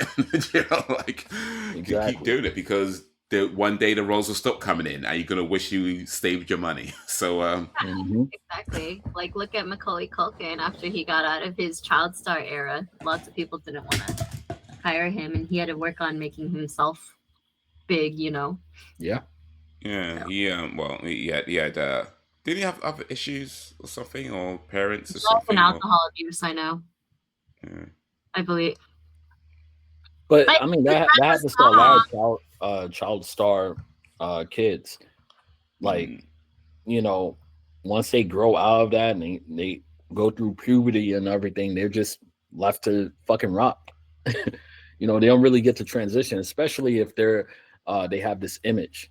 But shit, Macauly Culkin, people forget he was in that one horror film with the guy from fucking Lord of the Rings. Which one? That's gonna bother me. Because I know he did, what is it, Candy? Holy. There we go. I think it's called Good Brother or something like that. No. I know what you're talking about. The Good Son. You're talking about that, right? Yes. I remember watching that. That was fucked up. He said, "Don't you ever try to fuck with me." That was a crazy one. Did not like that one. Yeah, he did. What was this Candy one? There's a movie. Oh, I guess he's done lots of movies because he's got a separate page for it on Wikipedia. While you're looking that up, you guys are actually lucky that you got this film instead of the other one. The other one I wanted to choose was Good Time. Either because I was leading up to this review, trying to decide what movie I wanted to go with, I wanted to watch something that had this effect where it was anxiety inducing. And there were, a lot of top contenders. The real one that was at the top was Good Time. That shit is intense. Then there was Uncut Gems that I was thinking about, and that's actually on Netflix too. I decided not to go with that one, but that's the that's Adam Sandler one. Yeah, it's Okay, one of Good those Time. things where it's like you're watching the movie and you're just like, "Holy shit, can this get any worse?" Oh yeah, it does. Okay, yeah, I think you mentioned about Good Time. That's the Robert Pattinson movie, but yeah, there was being like access issues with that one, wasn't it? Which is a shame. But after a botched robbery lands his brother in jail, a small-time criminal traverses the depraved underbelly of New York City in search of bail money. It's directed by Benny Safdie, who recently did Smash-In Machine with Dwayne The Rock Johnson. Because Dwayne The Rock Johnson is a real. Let me not say Dwayne The Rock Johnson. It's just Dwayne Johnson now. He's a real actor now. He does real movies on A24. He's a proper actor. He's a thespian now. None of this like macho action nonsense. No, he's a real he really got into the whole prosthetics, studying and changing his body type. He's actually recently got into the news because he lost like a lot of weight to play another role of a man that's like 70 years old. Like he shrunk. Who, The Rock? But yeah, okay. Like he made sure that he lost a lot of weight to fit that role, which is fine. But again, I can't give an opinion because you could do whatever you want to your body, but if the acting is not there, then you just did that for no reason. You just tortured yourself. Agreed. And you got to be safe because like going up and down in size real quickly might not always be safe. So I mean, he's The Rock. I'm sure he knows how to do it safely. But I actually did want to see the Smashing Machine, but I couldn't get to the cinema. I didn't really end up having that much time. And when I did have time to go to the cinema to watch it seemed like nowhere was showing it. And I heard that it didn't do particularly well. Though I've also heard it's a really good movie as well. So it's kind of weird. Like sometimes good movies don't have the box office results to show for it. But when I had time to go to cinema to watch, I was looking around and it didn't seem. I probably didn't look that hard, but my usual place like that goes is they weren't showing it. I was kind of like, damn man, I wanted to see that, and now I've got time. They're not even showing it. It sucks. But anyway. Let's talk more about The Guilty. So, do you guys have any other thoughts on the movie? Feelings, thoughts, opinions, messaging, anything like that? To start with Celeste. Jake Gyllenhaal has a buzz cut again. He needs hair. That's it. A buzz cut. Oh, like from like an army type cut. Yeah, I like him with hair. And just like, you can be an officer of the law with hair. Why do you have to have a buzz cut? Really? Disappointment. Like, you did not need that. Well, do you prefer him as a Persian then? Oh, maybe. I did not watch that movie, by the way. Just like, I probably won't be able to. It's not too bad, actually. I ain't gonna lie. Like, it's not brilliant. I mean, of course not. No, they very rarely are. But you know what? As far as crappy movies based on video games go, it's fine. It's fine. How about yourself, Sweet Bundy? Do you have any other thoughts on the movie, about his messaging, about his feet, about what you got from it, things like that? Or I mean, I never took it as like this is one of those films where it's like, hey, let's take away a message, and I'm kind of glad. That's part of the reason why I didn't like that line where she came out of nowhere. She's like, "Broken people fix broken things," or some shit. Get the fuck out of here. You know what it reminds me of real quick? I don't know if you guys remember the parody movies that the Wayans brothers used to do, like "I'm Gonna Get You, Sucker." Scary movie. Yeah. So they did one where Don't be a menace to South Yeah, Central. yeah. In the hood. All right. So Don't be remember a the menace. scene when he was like, "Fuck." Somebody was saying something important like that. And, Message. The old lady. Yeah, no, it wasn't that though. But yeah, somebody said something. No, the guy said, "You got the juice now, Granny," and the Granny said, "Oh, shut the hell up," and knocked his ass out. That's how I felt. Not that I wanted him to knock the woman out, but still, I would have close the fucking door. But anyway, what I think they about don't care film. about us in the hood. Message. I said movie for Asians, but bro, that's a classic. They have so many parody movies. That's like they did loads long before White Chicks. Yeah. Oh, I mean, God. Scary Movie was probably, I guess, their most Scary popular movie. one. I'm gonna get you, sucker. Yeah, I'm gonna get you, sucker. That's like 80. Well, the 80s. Sucker was actually, or maybe early 90s. I mean, it was the Wayans, but it wasn't like. Okay, so you know what? Keenan. Yeah, because it was Keenan. Like there was, because Wayans brothers. I guess you were talking about Marlon and Sean. But yeah, I mean they're in I'm Gonna Get You, Sucker, but I think they have really really small parts because I guess they're probably quite young at the time. Yeah, but yeah, that was directed by Big Brother Keenan Ivory Wayans, written and directed by Keenan Ivory Wayans. A lot of legends in there too. Isaac Hayes. Isaac Hayes. Yeah. Who else is in there? Antoine Fuqua. Antoine Fuqua. He's the bloody director of this movie. Antoine Fuqua. Antoine Fuqua is in it. Chris Rock is in that movie. You remember Chris Rock in that movie? And I'm going to get you. So it's a small role. Yeah, I saw Chris Rock. Oh, you said Chris. Oh, sorry, my bad. All right, sorry. Hey, are you just repeating him on purpose? I'm probably, yeah.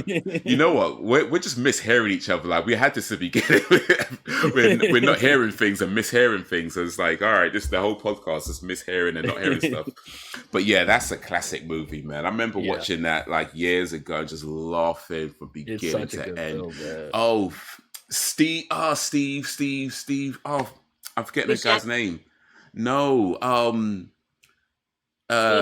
Steve. Oh, what's his name? He was one of the actors from the blaxploitation era. Yeah. Like he did the he was in American Ninja. Like not the main. He wasn't a star in American Ninja, but he was in American Ninja.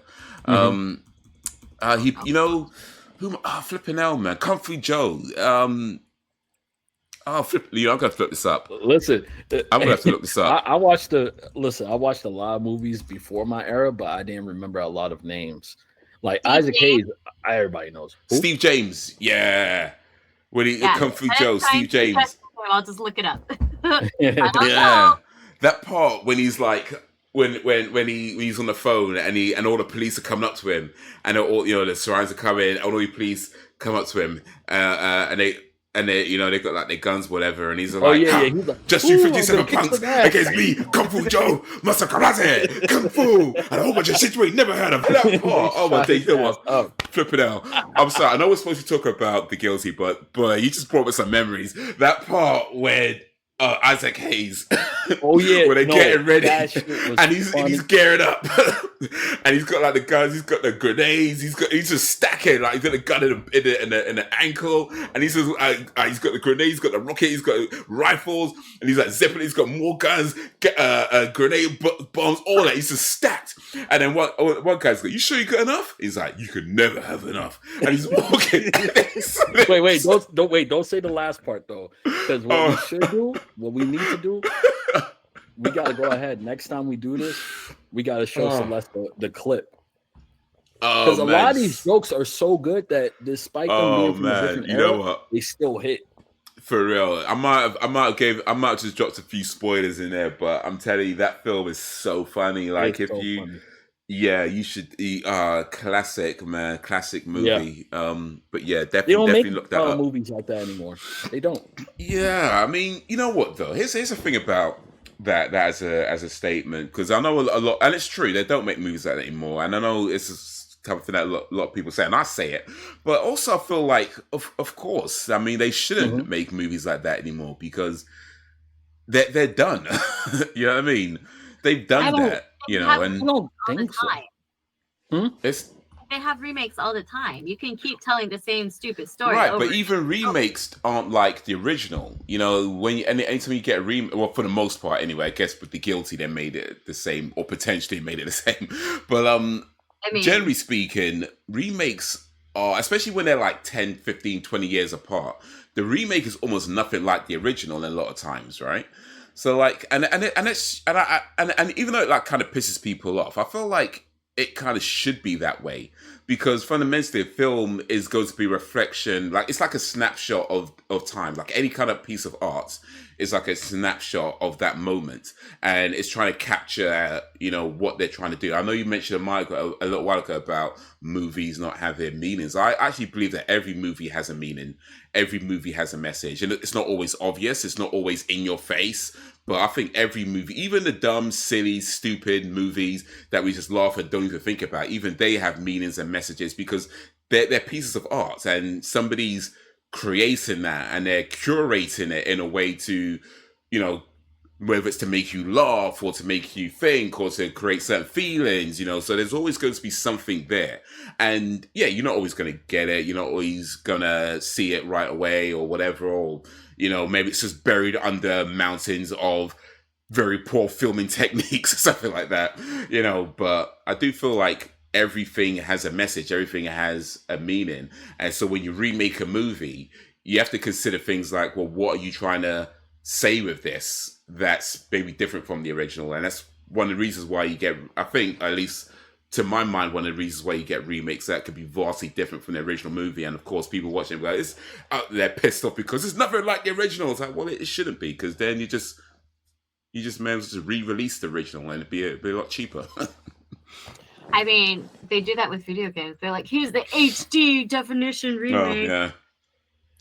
They just cleaned it up a bit. Yeah, less grainy. Well, I mean, I didn't like when it comes to films like I'm Gonna Get You Sucker, a scary movie. It's not remakes. They're parody films. Oh, no, that's not a remake. I know. Yeah. I was saying that's what I was just saying in general. Oh, okay. But they did try doing some parody films after that. If you guys remember, like disaster movie, superhero movie, it was made by movie was so funny though. Superhero movie was funny. That was funny. Oh yeah, that was the one with Drake Bell. Yeah. Drake Bell and Common Electra. Mm-hmm. And it's like some of those films. Like, I'm not going to sit here and act like I didn't watch it and laugh at all. Like superhero movie, yeah, I found that funny. Disaster movie, no. And then they had some other movie that the fucking Coen brothers, I think it's the Coen brothers, I'm not sure. Correct me if I'm wrong, but they made some fucking movies after Scary Movie. In fact, I think they were the ones who made the Wayans brothers only did Scary Movie 1 and 2. And then they did 3 to 5. Yeah. Yeah, and I'm not gonna front and act like Scary Movie 3 wasn't funny. Like, it had some funny moments, but you could tell there was something drastically different, like a whole different vibe from the first 2 to the third one. And as the movies went on, it just got worse and worse. It was cheap fucking laughs. Like, everybody was doing a Michael Jackson joke. Let's put somebody just in like the whitest fucking makeup and, you know, make a child shit joke. And yeah, it just really ran lazily. Even with the Spartan 300 film that they did, the parody was that, in my opinion, I thought that one you found funny. I found it kind of funny. Oh, I did not find that shit funny. Don't get me wrong, it had like one or two moments where I was like, okay, but and we're talking about when I was a kid when I watched that, and I felt that way. So I was like, but yeah, nothing's been on that level of cleverness. Like, you don't have to do the most complicated jokes. Like, you could go back and watch these films. Don't Be a Menace to Society, fucking Scary Movie 1 and 2, and all that. These jokes are simple but funny and clever.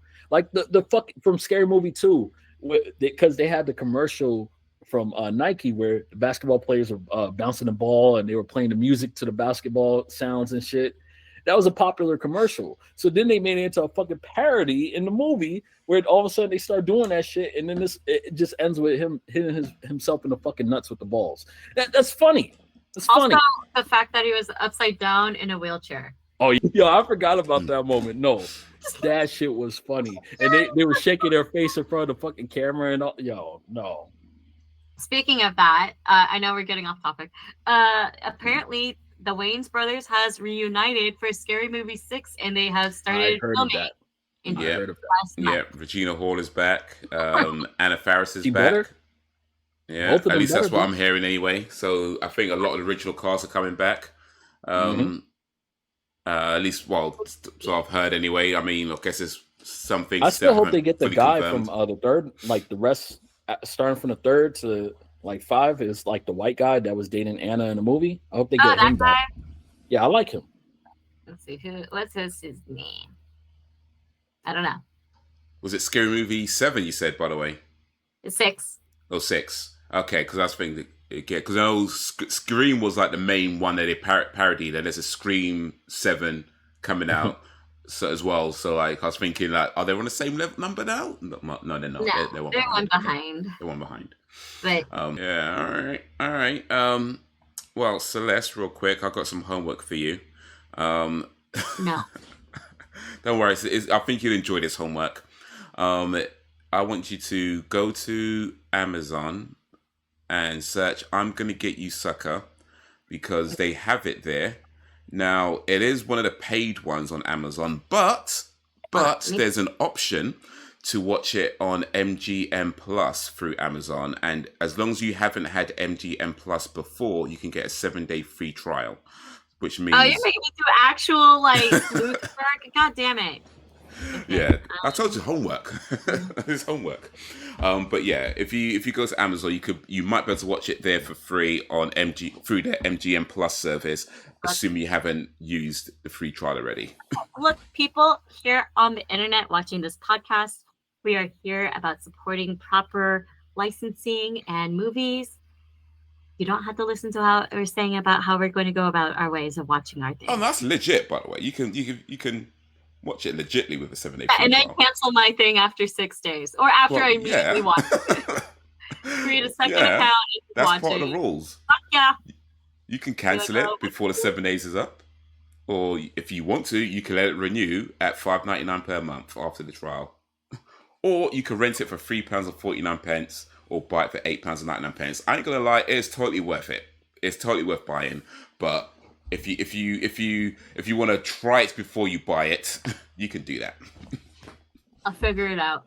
Yeah. We'll figure it out. All right, we have gone a little bit off topic from the guilty, but I'm actually feeling like we've said all we can say about the guilty, or do you guys feel different? I have said my piece. Okay, and Bundy, have you said your piece, or do you have more pieces to be said? No, that's it. I loved it. All right, wait, cool. You didn't say your rating out of 5. Oh, all right, yeah. I'll say a 4.5 out of 5. 4.5 out of 5, enthusiastically. I gotta take away half the point because I did want a little bit more. I didn't like the fact that he went and called the journalist. I feel like she was a fucking vulture. She didn't care about getting the truth. She just wanted to fucking get her little nap. Her story. You know, she was doing her job. She wanted the content. You know? Yeah, but she kept calling him, harassing him while he's working. So to me, I was just like, you're a fucking vulture. You just want the scoop. You don't care about his side of things. And at the end of the day, it's like, that's why I really wanted more context. I felt like it was clever, but at the same time, I wanted more context about what happened exactly that night when he killed that guy. Like, what the fuck was the guy doing? You know, the 19-year-old. Because there are times where this is gonna sound cold as hell, and I'm just gonna leave it there. I'm not gonna go into a whole talk because that's a whole nother conversation. But some motherfuckers, all right, it's just better to just be like, done. That's it. And that's just coming from somebody in New York, okay? But this is a thing all over. So don't think it's just a New York thing, but that's just my context, and that's my opinion. That's it. Yeah, I get that. I mean, I think especially if we all talk about somebody really young, like 19 is pretty young. Yeah, you kind of want to know what The can a context. 19-year-old do that was Yeah. so bad? Because he says he hurt. I think he does say he hurt somebody, but he doesn't say how or what, or okay, did he step on somebody's toe? Like, like what was it? So you kind of assume it's something pretty bad, but yeah, you don't really know fully You what don't this know. 19-year-old kid did. But it's clever, you know? because it lets you draw your own conclusions. So it's Mm. clever. That's why I'm not really taking a point away for that. It's mostly because I didn't like the reporter shit. I didn't like the cheesiness of that last line with the whole broken. I hate that line. I hate that line. Anyway, no. I was about to rant. It's okay. All right, Broken people fix broken people. Fucking hate that. Hate that fucking line. All right. If you want to piss me off eternally and make me haunt you from the grave, put that shit on my headstone. Okay, we'll do that. Get your attention fast. We'll just be like, broken people save broken people. Yeah. We're just gonna have to get you that way. Broken people save broken people. And because isn't here, broken people. And if you're a broken person, you can let us know. You can let us know how you relate to the broken if you're a broken person, and let us know how you relate to the broken Joe Baylor in this movie. And did the broken Joe Baylor save your broken ass? Let us know. But yeah, I think that's going to be where we wrap up for today. Yeah, I think we all likes the movie to varying degrees. Some, well, I think we all liked it more than Celeste did, but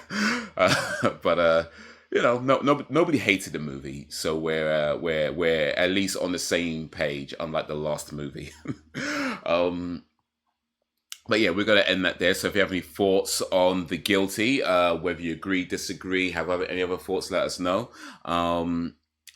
And yeah, check out the other episodes. If you are listening to this podcast when it goes live, then this is going to be the last podcast for the year. So we should be back, hopefully, inshallah, in February. So yeah, look out for us then. And yeah, comment, subscribe, like, share, all that good stuff. Thank you for watching and or listening. And remember, broken people save broken people. That was like broken. Why are you saying that line? Well, I mean, it's just, you know what you could have done? You could I have might gone be back. broken. No, you could have gone back. I might be broken. No, and I was saved. But we're all broken. Maybe a little bit, maybe a lot of bits, but we're all broken. We met a totally full of Snow White. You fixed me. Letting her win. Thanks.